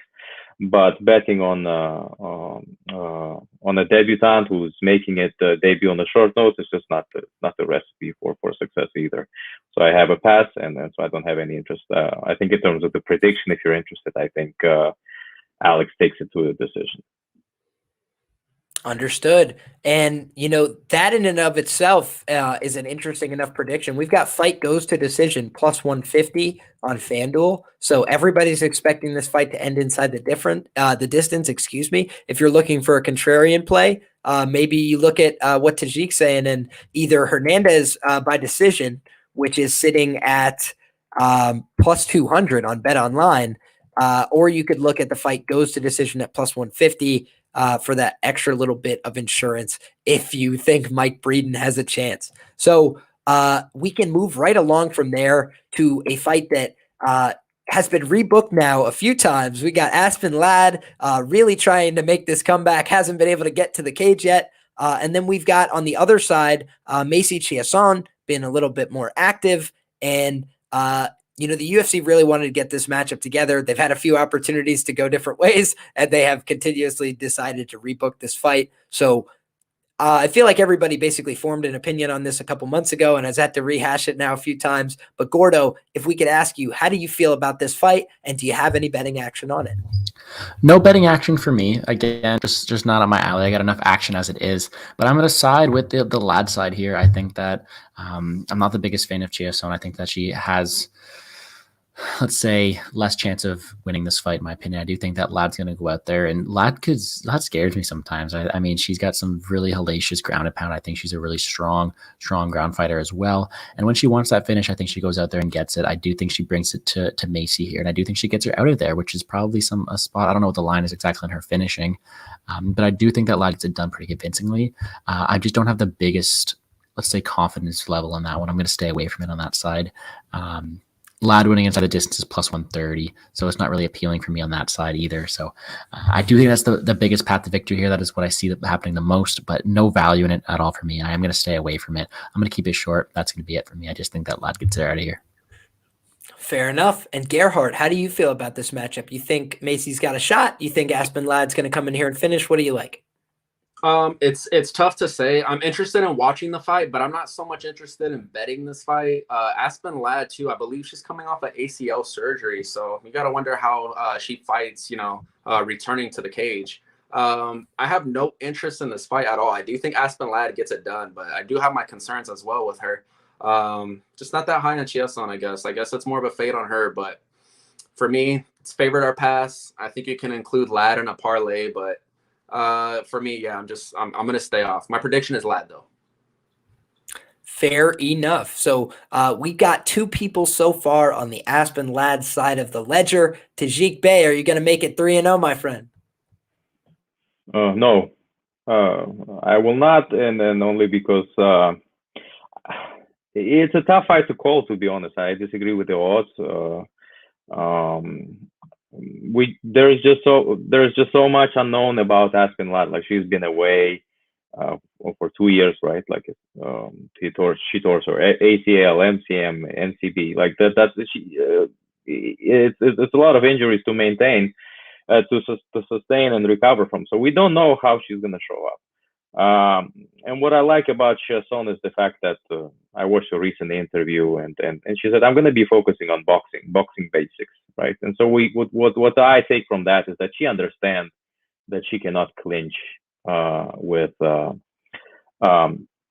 she cannot clinch, right? And so for her, that's not her game plan. Is to stay outside, stick and move, just stick to the boxing basics, and basically probably try to take it to the decision. And I think she's very capable of doing that. I don't have a bet here. Again, this is not the type of fight I bet on. This is definitely not my shot of vodka. And so I'll go. And to me, I say this is Macy Chiasson, probably by decision. Very fair from Tajik. So I actually would be more towards the Tajik side of things here. Aspen Ladd coming back off about 2 years off, and the surgeries, really major concern for me. Making this weight class, big concern for me. This is something that me and Gordo are probably going to have to touch on tomorrow on stream. After I see Aspen Ladd weigh in, maybe I'll have a different point of view, but we've seen her come in and look like complete shit on the scale. And I think if that happens again, we could definitely see this line close significantly. I think on top of that, Macy's been more active, been making some improvements. I don't think she's a world beater by any means, but if Aspen Ladd isn't getting consistent takedowns in this spot, and it's much harder to wrestle with bad knees, folks, that's where you get a lot of your power from. So I think it's going to be a tricky spot if she's not able to out wrestle her here. I think that she does obviously possess a little bit more natural power, but I think that Macy's probably the more technical striker. And if she can keep this upright for 2 out of the 3 rounds, I think she could win a unanimous decision here. I think certainly she's live to steal a split if it's close. I think the more likely finisher in this spot is Aspen Ladd. So I think the boys are onto something there. It could only take one top position for Aspen Ladd to get this fight over and done with. That's always a concern for me. So I will be keeping my exposure small if I go with a Macy Chiasson play here, but I will be passing on Aspen Ladd. Certainly, I'm not going to be laying minus 250 in this kind of spot over an unproven commodity overall, in my view, especially unproven given the layoff. So that is my opinion on that fight, and we won't stick around with it too much longer because we've got a fun fight, in my opinion, at 185 pounds. It seems like I might be on the opposite side of a lot of people in this matchup, so I'm curious to see where the panel shakes out here. But we've got Misha Serkinov and Krzysztof Jotko, and this to me is a fun fight. Misha Serkinov hasn't gone out of the first round since 2016. Shout out my man Prodigy. He was on the show last week. I saw him tweet that out. And just, we all know that to be true in the back of our mind. Misha Serkinov is like the quintessential round 1 fighter. He wins in the first 2 minutes and 30 seconds, or the fight has already collapsed and gone to shit. And it's a pretty interesting style of fight. But he's obviously shown pretty decent grappling credentials, submitted Jimmy Crute in impressive fashion, but he's also shown durability concerns, been touched on the chin. I really think it was one shot against Johnny Walker. Granted, it was a massive flying knee, but I believe one strike landed for Johnny Walker to end that fight about 36 seconds in. That wasn't the first time that's happened to him. Ryan Spann, I thought was very exploitable. So I ended up betting him small against Ryan Spann, and he let me down big time. Once again, got caught out at range. Once again, the durability comes into concern. And so, now he's looking for answers, like a lot of guys do, dropping a weight division. And historically, we've seen a lot of people struggle trying to come down from 205 to 185. It's a weight class where the guys are a lot faster and tend to be more athletic, in my opinion. And I love those 205ers because they are typically the easiest fights for me to read on a week-to-week basis. But I will say this is a fight that I find a little bit tricky and something that I'm going to want to see the weigh-ins before I get heavily invested on either side. But if I had to just give an outright lean off the rip, it would be Krzysztof Jotko and Krzysztof Jotko by knockout. I know Krzysztof Jotko doesn't always touch people on the chin. I know he doesn't always knock people out. I know he gets accused of being a point fighter, but he almost sent Uriah Hall to the shadow realm in the opening seconds of that fight. It's one of the rare instances where Uriah worked his way back into a fight. And I think it surprised Krzysztof that he was able to do so. I think he kind of spent himself looking for the finish there. But I do think Krzysztof Jotko is definitely live in this fight. I expect him to be faster. I expect him to be the more technical striker. And I expect him to be able to bring a kick upstairs or a fast punching combination that gets him out of there.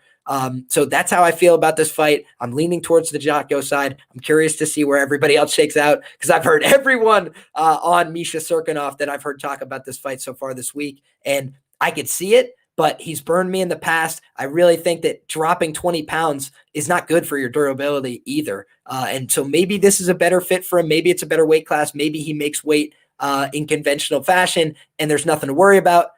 But I'm expecting him to be labored on the scales tomorrow. I'm expecting it to be a very difficult cut. This is a guy who's got a ton of muscle. Where is he going to lose this weight? I don't know. So I think that this is a really tough spot and kind of a do or die spot here. So I'm going to be Jotko or bust in this spot. But let's hear what everybody else has to say. Tajik, actually, we'll kick it to you first. I think we went to Gordo last time. How do you feel about this matchup? And is there anything you're interested in from a betting perspective? For me, the main question in this fight is if it's even going to take place, right? We're looking into Misha trying to cut a significant amount of weight. We know from his interview that he does not have a nutritionist for this fight. He went to the PI. They tested him. They said he's going to make. You'll be able to, theoretically, you'll be able to make weight. It's to be seen. I don't believe he does.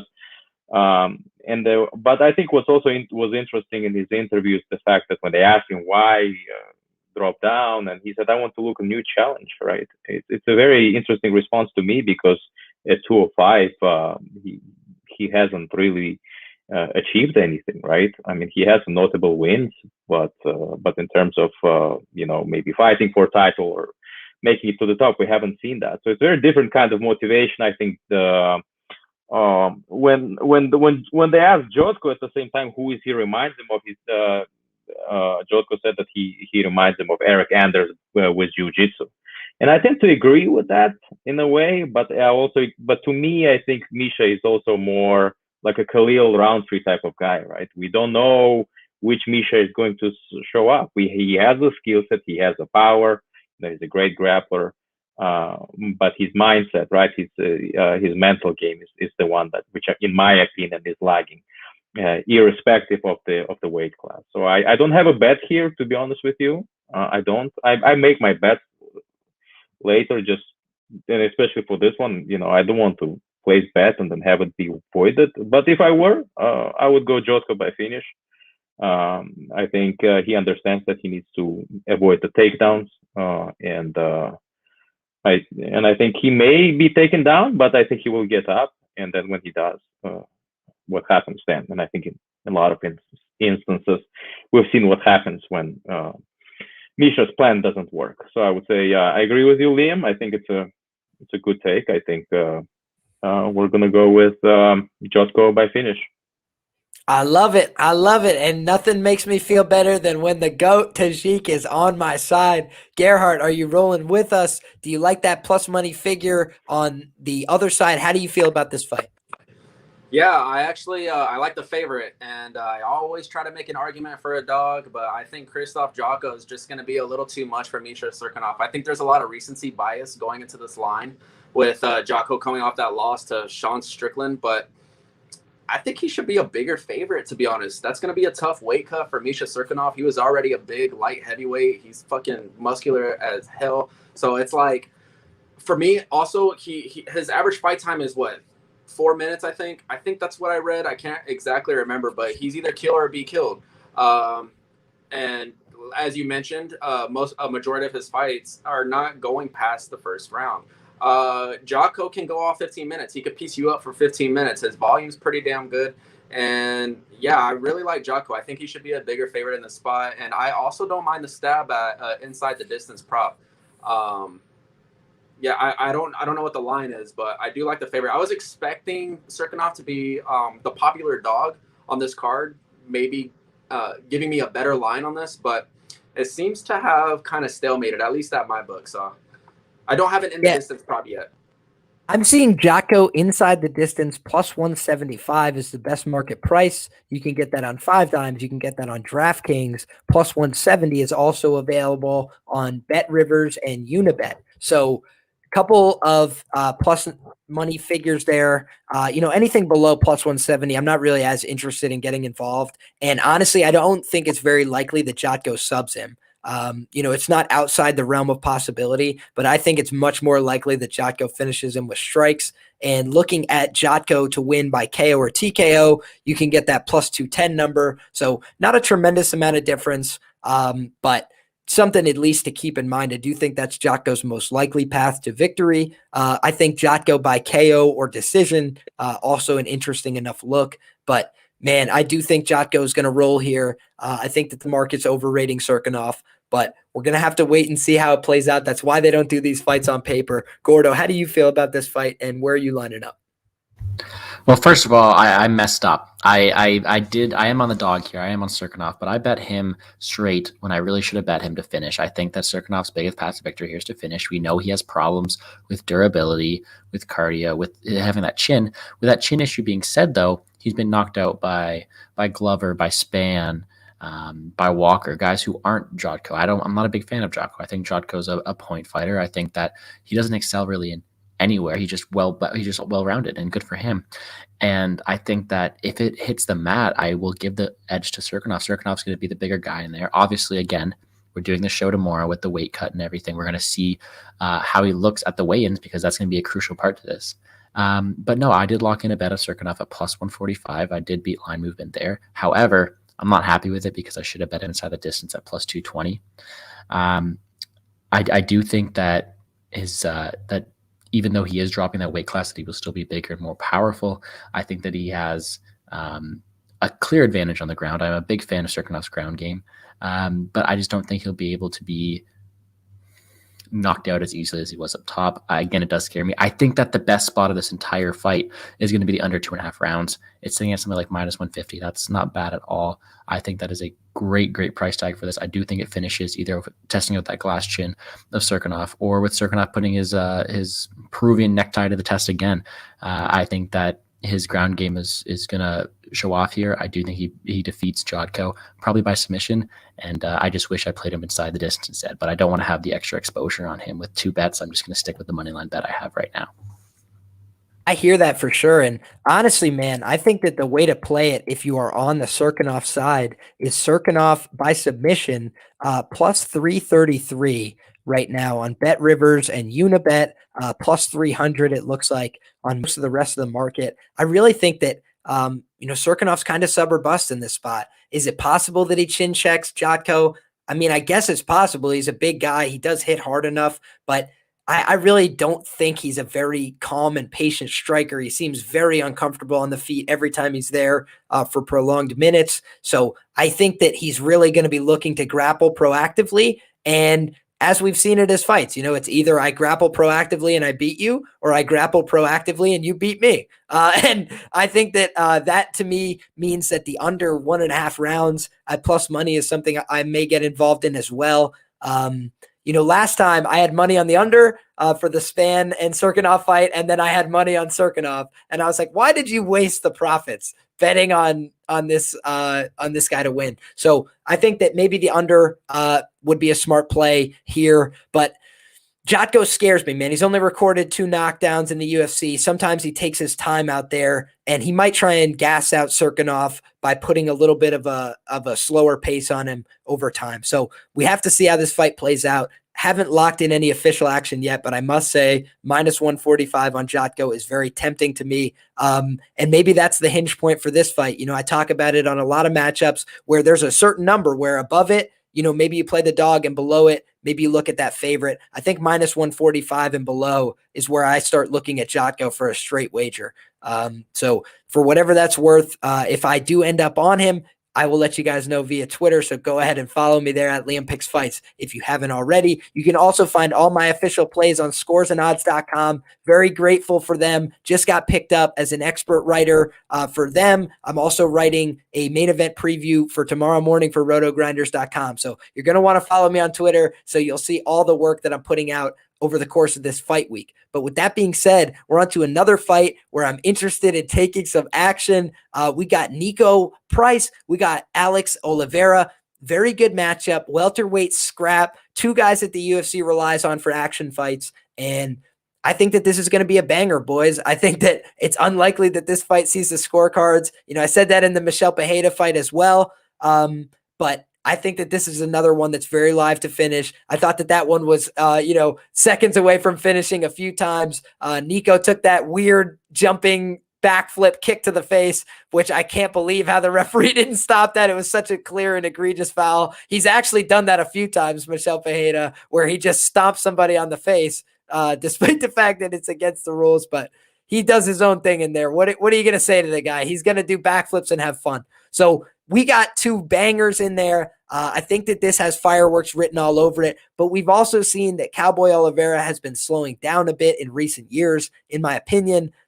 Seems like a lot of signs of wear on his side of things. And the UFC has been feeding him to a lot of guys they want to see do well. Shavkat Rakhmonov, chief among them. So without further ado, I'm going to kick it to my man Gordo. How do you feel about this matchup, and do you see any value on the betting lines?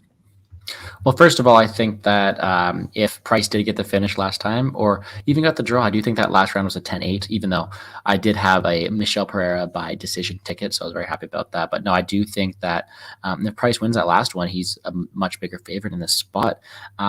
I do like Price to win this one.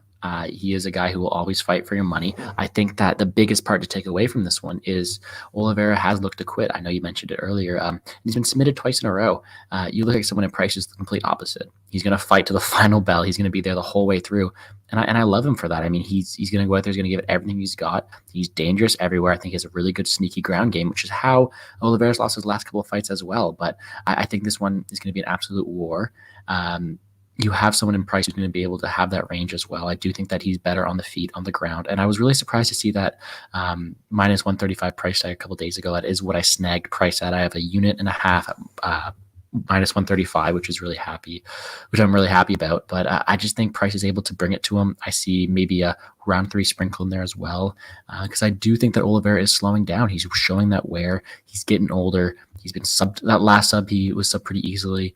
Looks like he gave up on that one. So I think that Niko Price is going to go out there hungry for a win. He's always an exciting fighter. He likes to finish a lot of his fights, and he just doesn't quit. So I'm excited. Love holding Niko Price ticket on fight night because it always ends up to be a great fight. So I'm happy to see how this one goes.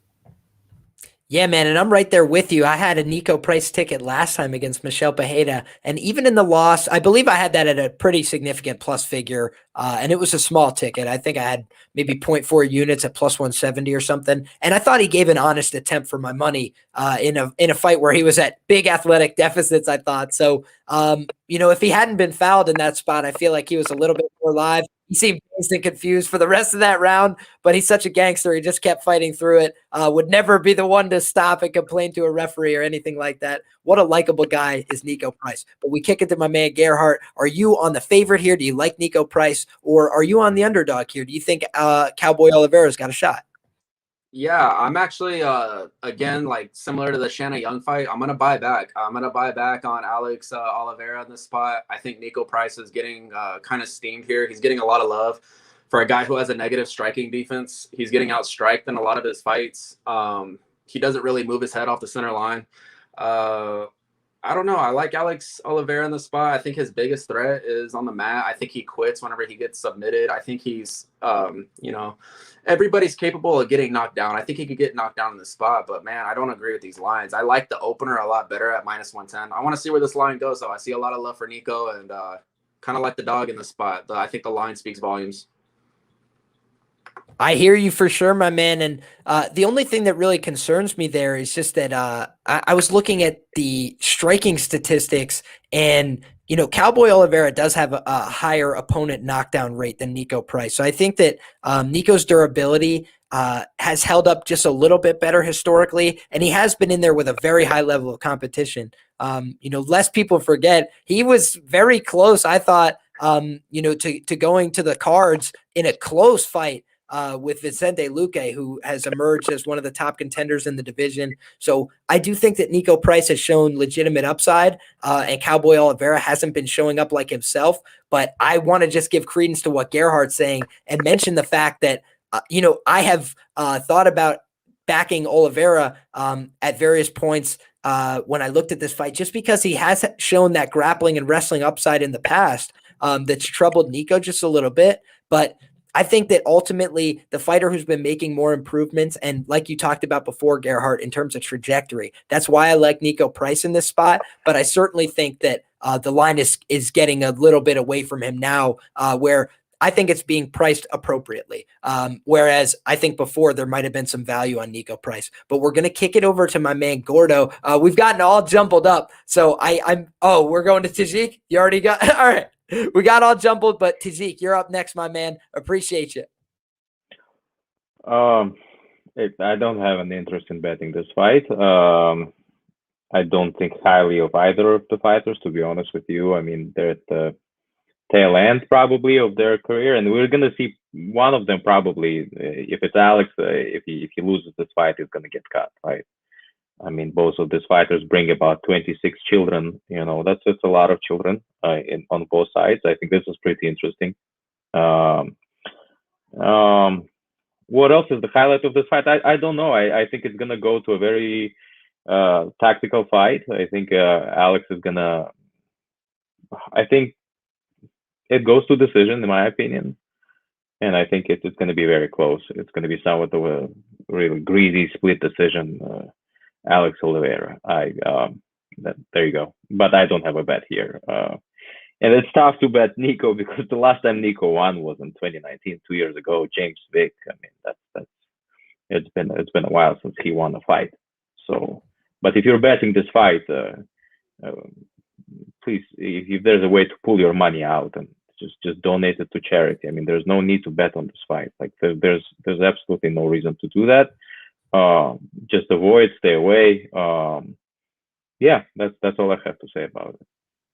Well, I might even just take the man Tajik Bey's advice and cash out my bet, which I see as an option. I did put down on Nico Price 1 unit at -145, and it was for the reasons, aforementioned. I feel like there's been a decline on the Alex Oliveira side. I feel like he hasn't been showing up like himself and giving his best performance. But, that is liable to change at any time. And when you're on the chopping block in your career and you've got X amount of kids and bills to pay, it's very possible that we see him buckle down and have a more serious performance here. So, with that in mind, I had not tracked it yet. I might just end up cashing out that bet. And a dollar saved is a dollar earned.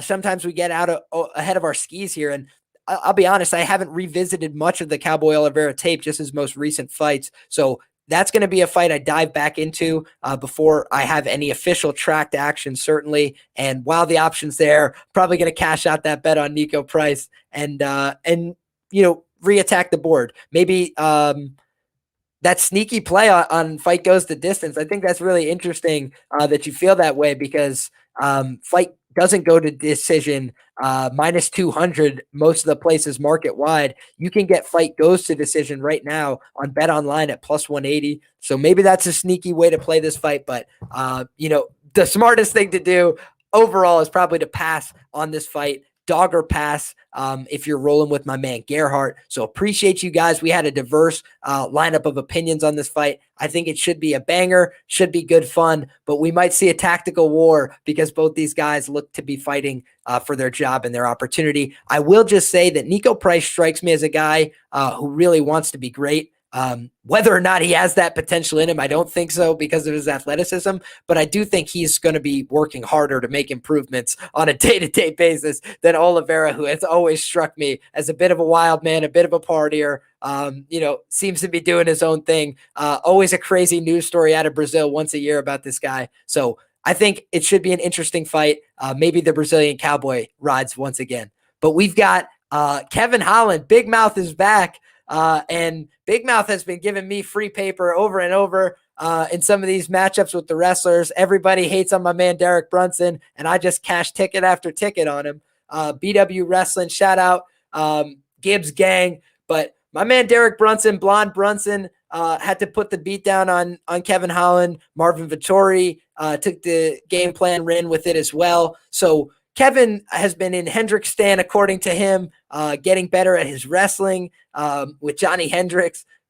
Let's see how that turns out. Gerhardt, this is in your neck of the woods. So good thing we got the lineups jumbled. So now we can get my man Gerhardt in first. And we're going to have you kick off this matchup, brother. What do you think is the side in this co-main event spot between Big Mouth Kevin Holland, your Texas boy, and the Philly guy, Kyle Daukaus? Big brother Chris just cashed me out some more tickets as well over the weekend at UFC 266. You think the Daukaus family keeps the momentum rolling, or how do you feel? I do not. I priced Kevin Holland at a -175 favorite. I have a bet on him at -145. I got that on Monday, so I'm happy with my bet there. I beat the line movement. And another spot that I'm looking at is under 1.5 at +230.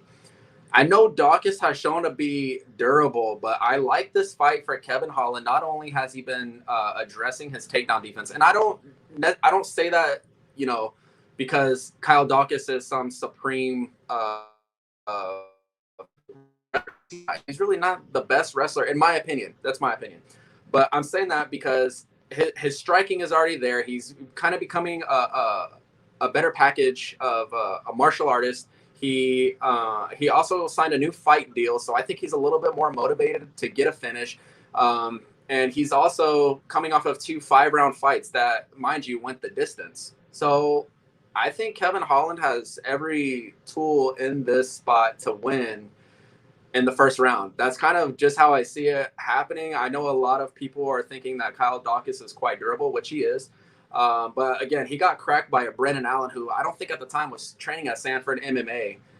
Brennan Allen almost had him out of there. Let's not forget, he had a great 3rd round, but I think this is a prime spot for Kevin Holland to bounce back. I think the UFC almost needs him to win here. He's a very marketable fighter for the UFC. But yeah, there's two plays that I'm actually eyeing in the spot. I haven't pulled the trigger on the under 1.5 just yet, but yeah, I think Kevin Holland gets it done early. I don't think he's gonna leave it in the judges' hands this time. Boom. So we got Gerhardt dropping the bomb. He's got Kevin Holland inside the distance. He thinks he might get it done in the very first round. So I think that's certainly very interesting. I would have said that my initial lean in this fight is Kevin Holland. Probably not with quite as much conviction as Gerhardt, but let's kick it to my man Tajik. How do you feel about this spot? I'll just let you know the lead in on this. Plus 210 currently available. Bet 365 for Holland to win this fight inside the distance. So as his money line gets touched more and more, you know, if you want to back my man Gerhardt, that plus 200 figure has disappeared from Bet Online. So just might be some sharp action coming in that way. Something to keep in mind. Tajik, how do you feel about this spot? What do you got? It's a tough fight to bet. It really is. There you go, Dalton. It's very hard to bet somebody, especially like Holland. I don't find him to be reliable. He talks a lot. He has a big mouth, and he really does. So for me, Daukaus on the other hand, he knows what he needs to do. Right, he needs to try to take him down. But his wrestling is not there, right? So it's such an impasse. Like you're looking into this fight, and it's like which way it's gonna go, really. Tough fight to call. It really is. I think it's a 50-50 fight in my books. I think we're underestimating Daukaus a little bit, and there's a lot of spotlight in general on Holland, right? He's just such a flashy figure in the martial arts, and so there's a lot of hype and media around him. I think this fight goes to decision. I don't know which way it's going to go, but I personally favor Daukaus to win this fight by decision. Very, very interesting. So we got my man Tajik is going to line up on the other side. He thinks that this fight is going over. He thinks this fight is going to decision. He thinks my man Daukaus is going to be able to scrape it out potentially late. So Gordo, how do you feel about this fight? Do you feel the same? Which way are you lining up? Well, I'm going to split in the middle. I do think it goes over, but I'm going to sit with the Kevin Holland side on this one. I think that if you keep this fight on the feet for long periods of time, Holland's going to have a field day out there. I do think that Daukaus has some crisp boxing, but Holland has this ability just to keep it at range. He's got some good power behind it, and he's really accurate. The thing is, I'm not going to be playing any more than one unit, or maybe not even a full unit on Holland, just because of how untrustworthy he is. He goes out there, he looks to put on a show, and good respect to him. He puts on a great show. He's one of my roommate's favorite fighters just because he's entertaining, and I'll give him that. I do think that Daukaus has some great ground game, just doesn't have the wrestling to back it up. And honestly, that's similar to Holland. I think Holland also has a really good ground game. He just sucks in terms of wrestling. Sorry, he's a good grappling game. He's a brown belt in BJJ. So I think that Daukaus' biggest path to victory is going to be a submission, and I think that's not going to be as easy as a lot of people are putting it out to be. I do think that Holland going out there, training in ACA, getting his wrestling under him, that's really important because that's the only way he's lost fights. I think that on the feet, I mean, he was beating Brunson. And I think on the feet with a lot of fighters, he has that length, he has that range, he has that accuracy to win those fights.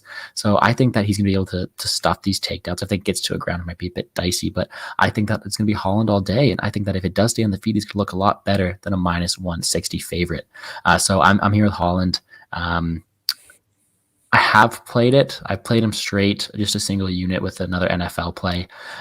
It's just hard for me to put money on someone who I think is an entertainer and not a fighter. But I do think he has all the tools to get it done. And I'm really hoping that he goes out there and shows that he wants this contract, because if he wants to go out there, he wants to show that he is not just a talker, but he's also a fighter. That'd make me like him a lot more and respect him a lot more here. Absolutely. And, I think the last few performances have been a far cry from earlier Kevin Holland performances where the talking was integrated much better with the ass kicking. And I do think that that is something that he needs to get back to. It's not a problem to talk shit to break somebody down mentally if you're winning, but you've got to, coordinate your effort and energy towards what you need to do better if you're losing the fight. Talking at that point probably won't do much for you. Now, granted, I do believe in fighting the ego. Daniel Cormier talks about that. I think it's necessary in some fights. And I do think that Kevin at times fights the ego of his opponent because he can't wrestle. And so he's like, if I can't wrestle him, at least I can make him think he's being a scaredy cat for not wanting to stand with me. And that's at least what it seems like he's trying to do. Now, granted, Mina's bringing up in the chat, Holland has a black belt, but he triangled himself against Brunson. I will say this. I had that Brunson by sub ticket twice in a row. So I had it plus 2,900 when he got it against Darren Till, but I also had it plus 1,450 when he was fighting Kevin Holland, because Kevin Holland has shown a little bit of defensive irresponsibility at times on the ground. What impressed me about that was Derek Brunson had him in a submission attempt for about 2 minutes, folks. That's why I felt like I got tremendous value on the bet, but he didn't quit. He didn't give up. He held himself in position. He had the right defense. So it's clear that he does work on his ground skills. I think he's been too accepting of the bottom position. I think that he understands that the UFC is frustrated with him doing that, and he's going to try not to concede bottom position as much in this fight.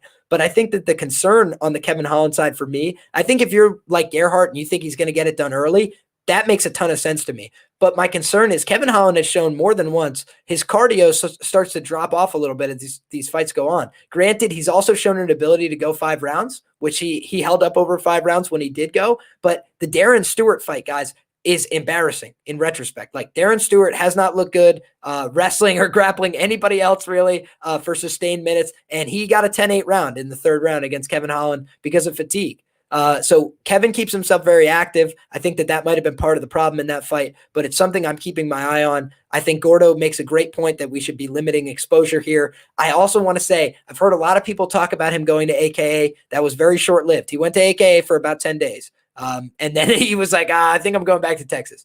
Now, granted, he's still been working on the wrestling. Let's see how the Johnny Hendricks team takedown camp type guys have fared for him. I think that might make a difference. But it is hard to learn those wrestling skills proactively at his age. But Kyle Daukaus hasn't really shown off the greatest wrestling skills. Tashik brought that up. This is a really weird fight for that reason. Marvin Vettori had never really shown off the greatest wrestling skills. And I thought, based on the Kevin Holland fight, he could wrestle better than he could. And he looked like complete dog shit against Izzy with no serious wrestling attempts. So I think that, Kevin Holland for me is a hard guy to get a good read on. I think that if I was to take exposure on Kevin Holland, I would want a shorter price on the money line. Right now I'm seeing minus 158 is the best available. I could see how that might look like value retrospectively, but I would also be sweating with that in my pocket. So I might limit exposure, play a little bit of Holland to win by KO or decision and leave it at that. Because I think that it's unlikely he's going to find a submission in this spot, though possible. I think it's much more likely that he touches him with the hands. Kevin Holland's always impressed me with the hands. I think he's got good, crisp, long, straight punches that give a lot of guys problems. So let's see if Kevin Holland can right the ship here. I hope that he can because he's an exciting fighter, but I think that this is a tricky enough spot. We're always rooting for all of our guests to cash these tickets if you got them. So we're rooting for you, boys. I haven't gotten involved with action yet, but it is a fight that I will be taking a closer look at. I will just say, I thought from the outset that, people had it backwards, that Kyle Daukaus was the worst Daukaus brother and that Chris is the man. And I still think that might be the case. I think in his division, Chris has much more divisional upside than Kyle Daukaus. I think that the lack of athleticism for Daukaus is going to hold him back a little bit in this 185-pound division. And I do think Kevin Holland, for all his other faults, is probably a better athlete. Gordo, you had something on the way out? Yeah, just on the way out here, you are mentioning Holland's cardio, but it's not like Daukaus has anything really any better. Daukaus to me will always be that guy who burned one of my good friends, Phoenix MMA, in that Phil Hayes fight, just because we thought Phil Hayes was going to be the guy who was going to gas out when really it was Daukaus in that spot. So the lack of wrestling and cardio that Daukaus showed in that spot isn't something that's really making me rush to the bank to bet on him this time around. Well, I will just say I did back Phil Hawes in that spot. And the reason being is because, man, the physicality and the hardware edge was massive, significant in that spot. If you're talking about, like a D1 caliber wrestler, a junior national champion type wrestler, way different physicality than somebody who's like an MMA enthusiast, like Kyle Daukaus. And I say that with all due respect. He's obviously got credentials in the grappling as well. But when you're trying to handle somebody physically who's that much, man, it's going to be very hard. And I actually think he exhausted himself trying to wrestle and grapple Phil Hawes. Phil Hawes is just a brick of muscle. So if you're going to try and move that guy around, you're going to spend your own cardio fast. People sometimes forget, if you're trying to outmuscle somebody who's got more muscles than you, that is a tax on the cardio unlike anything else. Wrestling somebody strong sucks. It's tiring. And that's why everybody's competing for 6 and 7 minutes in a wrestling match and not 15 and 25 minutes like these MMA fights. It's not as sustainable to do against serious challengers for long periods of time. But with all that being said, we have made it, boys. We are at the main event of the evening, and we've got two titans. We've got Thiago Santos. A lot of people thought this man beat John Jones. I have to say, watching live, I was one of them. I thought he might have got it done. On rewatch, I could see how the champ retained the title there, but it was quite an interesting fight and really embarrassing in my view for John, because Thiago clearly blew out both knees in the first round and continued to walk him down and have success and continued to land low kicks despite the fact that he had no knees. So really impressive showing from Thiago there. The problem is it's been all downhill since, man, and hasn't looked like the same guy, in my opinion. I've been cashing tickets against this guy a few times now. I cashed on Glover against him. I cashed on Rakic against him, even bigger, because I did not like what I saw from him in the Glover fight. So we got to see how this one plays out. I think that this is obviously a step down in competition for Thiago Santos, but it is still an interesting and dangerous matchup, in my opinion, with Johnny Walker. So without further ado, we're going to kick it to my man, Gordo. We're going to go the opposite direction. Gordo, do you have thoughts, feelings, bets on this main event? How are you looking for it? Perfect. All right, give it to me. I'm ready for this. Okay, so first of all, Walker, plus 225. I see you're on that side. And at that price tag, love that. The thing is, if you are betting Walker now, I completely disagree. I think that this is a huge step down for Santos here. And if it wasn't for his last two fights, he should be the favorite. I mean, he lost 2 fights here recently. One of them was a technical bout that Walker will not bring. Walker's a madman. He will not have the same technicality that Rakic did. Other one was a ground game that on the feet, Santos was lighting up Glover. I'll give that to him. But he lost on the ground. Walker's not going to take him to the ground here. So you have this completely different stylistic matchup to his last 2 times out. And you have a guy in Walker who, while he is a madman, he's been chin tested. He has a glass chin. He has been knocked out. And for that reason, this fight should be Santos's to lose. He's the more experienced fighter. He's the better fighter. He has the better technical skills, and he's the more durable fighter, in my opinion, and that is why I back him in this spot. I do think that he should be able to get rid of Walker in those first 2 rounds, and honestly, I think that if you even are on the Walker side, the bet of this fight is going to be the under. The fight doesn't go to decision, exactly like that. I think that there's no way this fight goes to the scorecards. I think that Walker's a madman. If he goes out there, he's going to expend all his energy early because that's who he is. He's looking really ripped, but that's looking to me like some show-off muscles. He looks like he's going to tire out. He's got Michel Pereira in his corner. That's not going to help him anymore either. He's just making him do backflips. Okay, good for you. But I think this is just to a spot where I honestly see Walker blitzing in, getting clipped, and I see Santos getting that knockout that he needs to get back on track. I think that Walker's chin's going to be exposed here, and I am liking Santos. Now, the thing is, lots of money is coming in on Walker, so I have not placed my bet yet. I have locked in my under. My locked in my fight doesn't go to decision as a parlay piece before it got blown out of the water. And I haven't touched it since. I am going to be betting Santos. I just don't know when yet. I will be betting it by KO or TKO, and I think that's how it's going to get done. And I'm excited to hear you guys' spots on this because I know a lot of people are on the Walker side. I do see it in terms of Santos being on the decline. I just think that this is a huge step down for Santos and a completely different fight to his 2 fights his last time out. So I'm going to leave it there. I'm excited to hear what you guys got to say. Absolutely. And, you know, I do have some thoughts, I do have some feelings, and I do have some bets on this one. But first and foremost, we're going to kick it to my man, Tajik, the GOAT of MMA betting. How do you come down on the main event for UFC Vegas 38, my friend? I agree with Gordo in a lot of ways. I think it's a huge step down. And it's a tough fight to bet, to be honest with you. But at the same time, when I look at, like, if I take a step back and I look into Johnny Walker, I look into his fight record. I don't understand. Like, I know that I know nothing about Johnny Walker. What is his process? What are his ways to victory? Yeah. So to me, I think it's going to be a tough fight for him. At the same time, for Thiago Santos, I think he can win this fight. I think he's a deserved favorite. I don't see much value in betting him, to be honest with you. I see him stopping Johnny late or taking it to the decision. I think a lot of us think that this fight is not going to go to the decision. Vegas thinks that. A lot of sharps and just the general community thinks that it may not go a decision. But I think that there is a slim chance that it may. And if I have to bet, I would say that maybe this is going to be Thiago round 4, round 5, or Thiago by decision is also likely. But I don't have a bet here. I don't have much interest. This fight kind of doesn't excite me, to be honest with you. It's a main event. I understand. As a favorite, I think, like, as a fan favorite, to me, Thiago, I think, has a better chance to win this one, and I'm going to be rooting for him.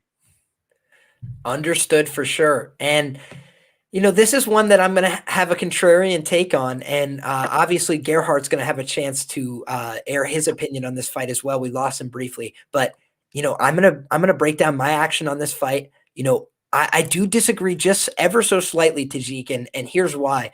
I think that it's very unlikely this fight goes to decision. And it's because of a few reasons, right? There's multiple things I like to look at when I want a fight not to go to decision. Number one, I want to see that both guys have gotten finished. And that's definitely the case in this fight. If you look at how these guys lose, you know, Johnny Walker, 66.7%, Thiago Santos, 66.7% gets finished rate. And then 80% on the Johnny Walker side. So these guys get finished when they lose, right? Then we look at their finishing rate, 76.2% finish rate for Thiago Santos, 94% finish rate for Johnny Walker. These guys finish when they win. They get finished when they lose. And on top of that, which one of these guys has good cardio? Neither one of them. I mean, Thiago has better cardio, certainly. Johnny Walker has dog shit cardio. He has got about 4 minutes. So I think that, you know, when you look at this fight stylistically, I think that Johnny Walker looks in the best shape of his life physically. I think on top of that, Johnny Walker is massive compared to somebody like Thiago Santos. You know, granted, Thiago Santos is obviously filled out a little bit at 205. He looks better. He hasn't looked completely outsized by these guys. I thought Rakic looked much bigger than him on rewatch. I think that Rakic is not as big as Johnny Walker. You know, Johnny Walker is going to be huge in this spot. I think that if you want to see Thiago Santos have his best chance of winning, I know this is going to sound crazy, he needs to wrestle early. And if he wrestles early, I think he knocks him out in the second or third round when Johnny Walker gets tired, inevitably. But I also think that, you know, Johnny Walker, I thought he was worse than he was when I rewatched him, right? Like, I think that we all have this impression of what Johnny Walker is because he lost that Corey Anderson fight in really embarrassing fashion. And that's always live to happen again. You know, even in the Ryan Spann fight that he just won, he got chin checked more than once by Ryan Spann. But what impressed me was that in all these fights, he's been chin checked. He doesn't get put out very often. He was upright on his feet when he got finished by Corey Anderson after sustaining a pretty good amount of damage and still throwing back shots. On the closing exchange, he missed with a right hand when Corey landed. So I don't think he was like completely out of the fight. He was throwing back the whole time.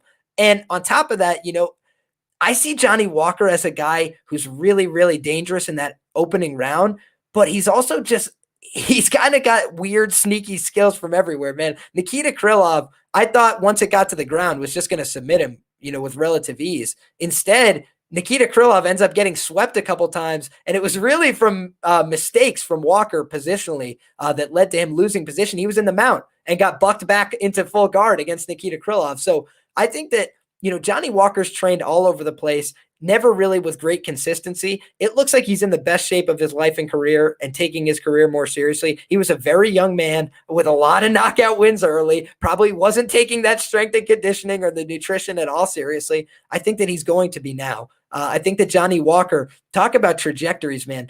He hasn't looked like the star prospect that everybody's hoping for, but he's the young man. He's 29. Thiago Santos is like 37 3/4. He's about to be 38 years of age, and he's coming off. He's got major knee surgeries. Still, he trains with a great team. I'm going to give him that credit. He's probably not regressed tremendously, but I think his durability was never that great. Obviously, that was harmed by him going down to 185, but now he's an older guy at 205 against the biggest 205er he's ever faced, and everybody's talking about this is a step down in competition. Yeah, but this is also a more dangerous fight. And anybody who's saying otherwise, I don't believe you. John Jones doesn't finish people, right? He has nice competitive kickboxing matches. Glover Teixeira, who can crack, is really more dangerous as a submission artist, as we saw in that fight and many other fights, where he's losing stand-up exchanges and then winning on the ground. And he kind of made Thiago look really bad in that spot, in my opinion. I had a unit on him there as a plus 200 underdog, and he absolutely beclowned him. And then Alexander Rakic, minus 150 favorite in that spot. One of the judges scored that a 30-27. I don't think that that's out of bounds. I rewatched that fight as recently as today, and it's low output. It's not explosive. The punching exchanges look really poor from Thiago Santos. He opens up with a little more volume in round 3 to make it competitive. But I would say that prior to that, Rakic was making an example of him on the feet, which Rakic had to take Anthony Smith down to be safe. It's like, I feel like Thiago is probably on his last legs here and living off the momentum of the John Jones fight a couple of years out of date. So that's why I'm on Johnny Walker here, but I know the liabilities. So I went 0.51 units, Johnny Walker at plus 195. Salute, boys. That is long gone market wide. It's plus 130, plus 133 now. But I also went 2.5 units down that this fight does not start round 4. I haven't tracked that yet, but I think I'm going to. I feel pretty good about that spot. I'm just going to do a little bit more math before I play that, but I really feel like this is a fight where somebody's getting knocked out. I think that the fight to end by knockout at minus 360, as crazy as it sounds, still might be value because I think that is the most likely outcome on either one of these guys. Thiago Santos hits like a truck when he does land, when he does connect. If he's anything like himself, he can definitely still finish Johnny Walker, especially as he gasses. But Johnny Walker early is a effing problem, man. Go back and watch that Khalil Roundtree fight where he slams the elbows into the side of Khalil's head. It sounds like a baseball bat. He is a thunderous hitter. He's got a pretty decent clinch game, and I think he's the much bigger guy. I wouldn't be surprised to see him with punches, with a head kick, or with a flying knee knock out Thiago Santos in the very first round. So I also have small exposure. It's not tracked right now. I'm still debating that on Johnny Walker round 1, plus 490, I think it was. That's me. That's me, boys. I went a little balls to the wall on this one. I got action a few different ways, but this is a weight class I like. This is the kind of fighter that I want to back, which is somebody way younger, way bigger, way stronger on the upswing versus a guy who I think is probably on the tail end of his career. I recognize that he's still scary. I think that either one of them's going to sleep inside of 3, but I'm going to pick Johnny Walker to get it done as an underdog. And I think that Thiago Santos definitely should be the money line favorite, But I think that at plus 195, it was just a no-brainer to touch a little bit of Johnny Walker. And I did. So, Gerhardt, I'm going to kick it to you, my friend. How do you feel about this fight? And do you think I'm crazy for laying the hammer on the fight ends in the first 3 rounds? I just want to say you probably convinced me actually to take a stab on Johnny Walker, but I don't think there's value at this point on either side of the line movement. I'm not interested in touching either fighter. I do think that Johnny Walker has the advantage as far as career trajectory. I do think he's dangerous in the first couple of rounds, but I think he's also a head case. I think he reminds me a lot of Michel Pereira, and I believe Michel's going to be in his corner for this fight. Yeah, I don't know, man. Yes. Is he really? Yeah. So I don't know. This is a tough fight for me to call. But the way I was looking at it initially on Monday when I started researching is Thiago Santos might have been a significant strike away from actually challenging for the belt. So that's something that like kind of stood out to me because he was really close to finishing Glover Teixeira. But yeah, he just gassed himself out going for the finish that was not there. I don't know. I do not have a strong read on either side of these fighters, but if you're forcing me to pick, I'm going to say Thiago Santos. This is just based off of experience. I've seen Johnny Walker rocked a couple of times. I think he could also arguably be on a 3-fight losing streak himself. He almost lost to Ryan Spann. He was out too, but he survived and he ended up hitting Ryan Spann with those elbows. So I don't know. He put Ryan Spann back in his quit position, unfortunately. Yeah, and this fight, I would recommend the under. I would recommend a fight doesn't go to the decision. Somebody's gonna get knocked out. I think an in the distance play is very valid here, but I'm not touching either side. I don't trust either fighter at this stage, and I don't like the line on either fighter. So yeah, I'm gonna stay off. I think that makes perfect sense. I think my recommendation to anybody watching and listening who's trying to tail that would be to play it small. At this point, the Walker money line is done. Play Walker inside the distance, in my opinion. If you were to play him, he does not have the cardio to win a 25-minute decision, in my opinion. So get the value. You could still get him at plus 210. Keep your exposure small. But that's where I feel like Johnny Walker has a chance to win this fight. I have some untracked degeneracy on Johnny Walker. And I think it's for valid reasons, but I do see that comeback on Thiago Santos. That's why I went with the hammer on the fight doesn't start round 4. So we've done it, folks. We went from top to bottom. From bottom to top. We covered every fight on the card. We dropped some unanimous opinions on you. And we also split the panel and we gave you guys some alternate perspectives on some of these fights. I really appreciate my guests for coming on. We did a long one tonight, 2 hours and 15 minutes, but we still got 15 of you guys rocking with us live. Appreciate you guys for sticking it out. And thank you guys so much for joining me. You guys all brought the heat. I think everybody has some valuable information and some great spots that they could target if they so choose. So I'm going to send it around the horn here to have everybody drop. Where can the people find you? Anything you want to get off your chest on the way out. We'll kick it first to the GOAT of MMA betting who graced us with his presence tonight. And we're very grateful to Tajik Bey. Thank you so much, my friend. Anything on the way out from you? Not much. Good luck with your bets. I think it was a great show. And thanks for having me, Liam. Gerhard, Gordo, I think amazing takes. I think we're going to do well this week.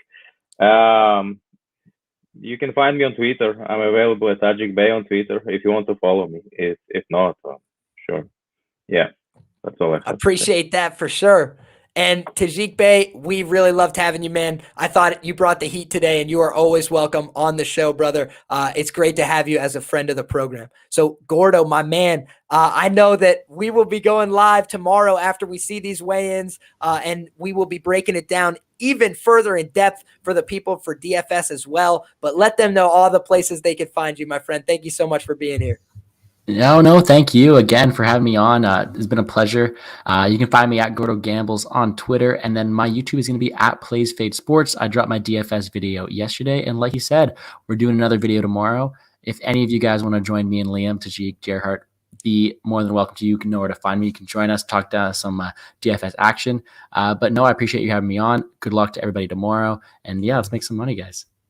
Absolutely. And my man Gerhardt from Your Best Bet Sports Data, this guy is sharp. This isn't a guy that you see on every show every week, but I really like the work that he's doing. I really value his opinion when it comes to fights, and I think more of you guys should be taking his work very seriously. So go ahead and follow Gerhardt, follow Your Best Bet Sports Data, and Gerhardt, anything else that you got for the people, please let them know. Yeah, that's about it. So basically, I'm the MMA head of Your Best Bet, which is YBB Sports Data. So you guys can shoot them a follow, DM us if you have any fight questions, and I'm usually the guy that's replying to any MMA questions.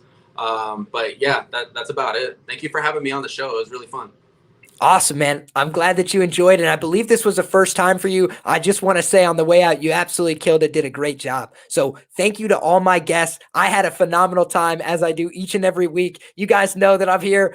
I was here last week. I'm going to be here next week. I love this shit. I'm going to keep doing it. And I think that we got a great show today for you guys. So good luck to each and every one of you taking action on UFC Vegas 38. We appreciate you spending some time with us on a busy Thursday night. We appreciate it. And if you guys haven't already, you can find me on Twitter at LiamPicksFights. You can find the show on YouTube, LiamPicksFights, everywhere on Instagram as well. And I just want to thank everybody for rocking with us live. If you haven't already, go ahead and like this video, subscribe to the channel on the way out. It has been another great episode of Liam Picks Fights. It is the good guys like me, like Tajik, like Gerhardt, and like Gordo versus them bookies. All of you guys as well. The good guys versus the bookies each and every week. So thank you all for being here. And until next time, come back and we're going to have all the same fun again.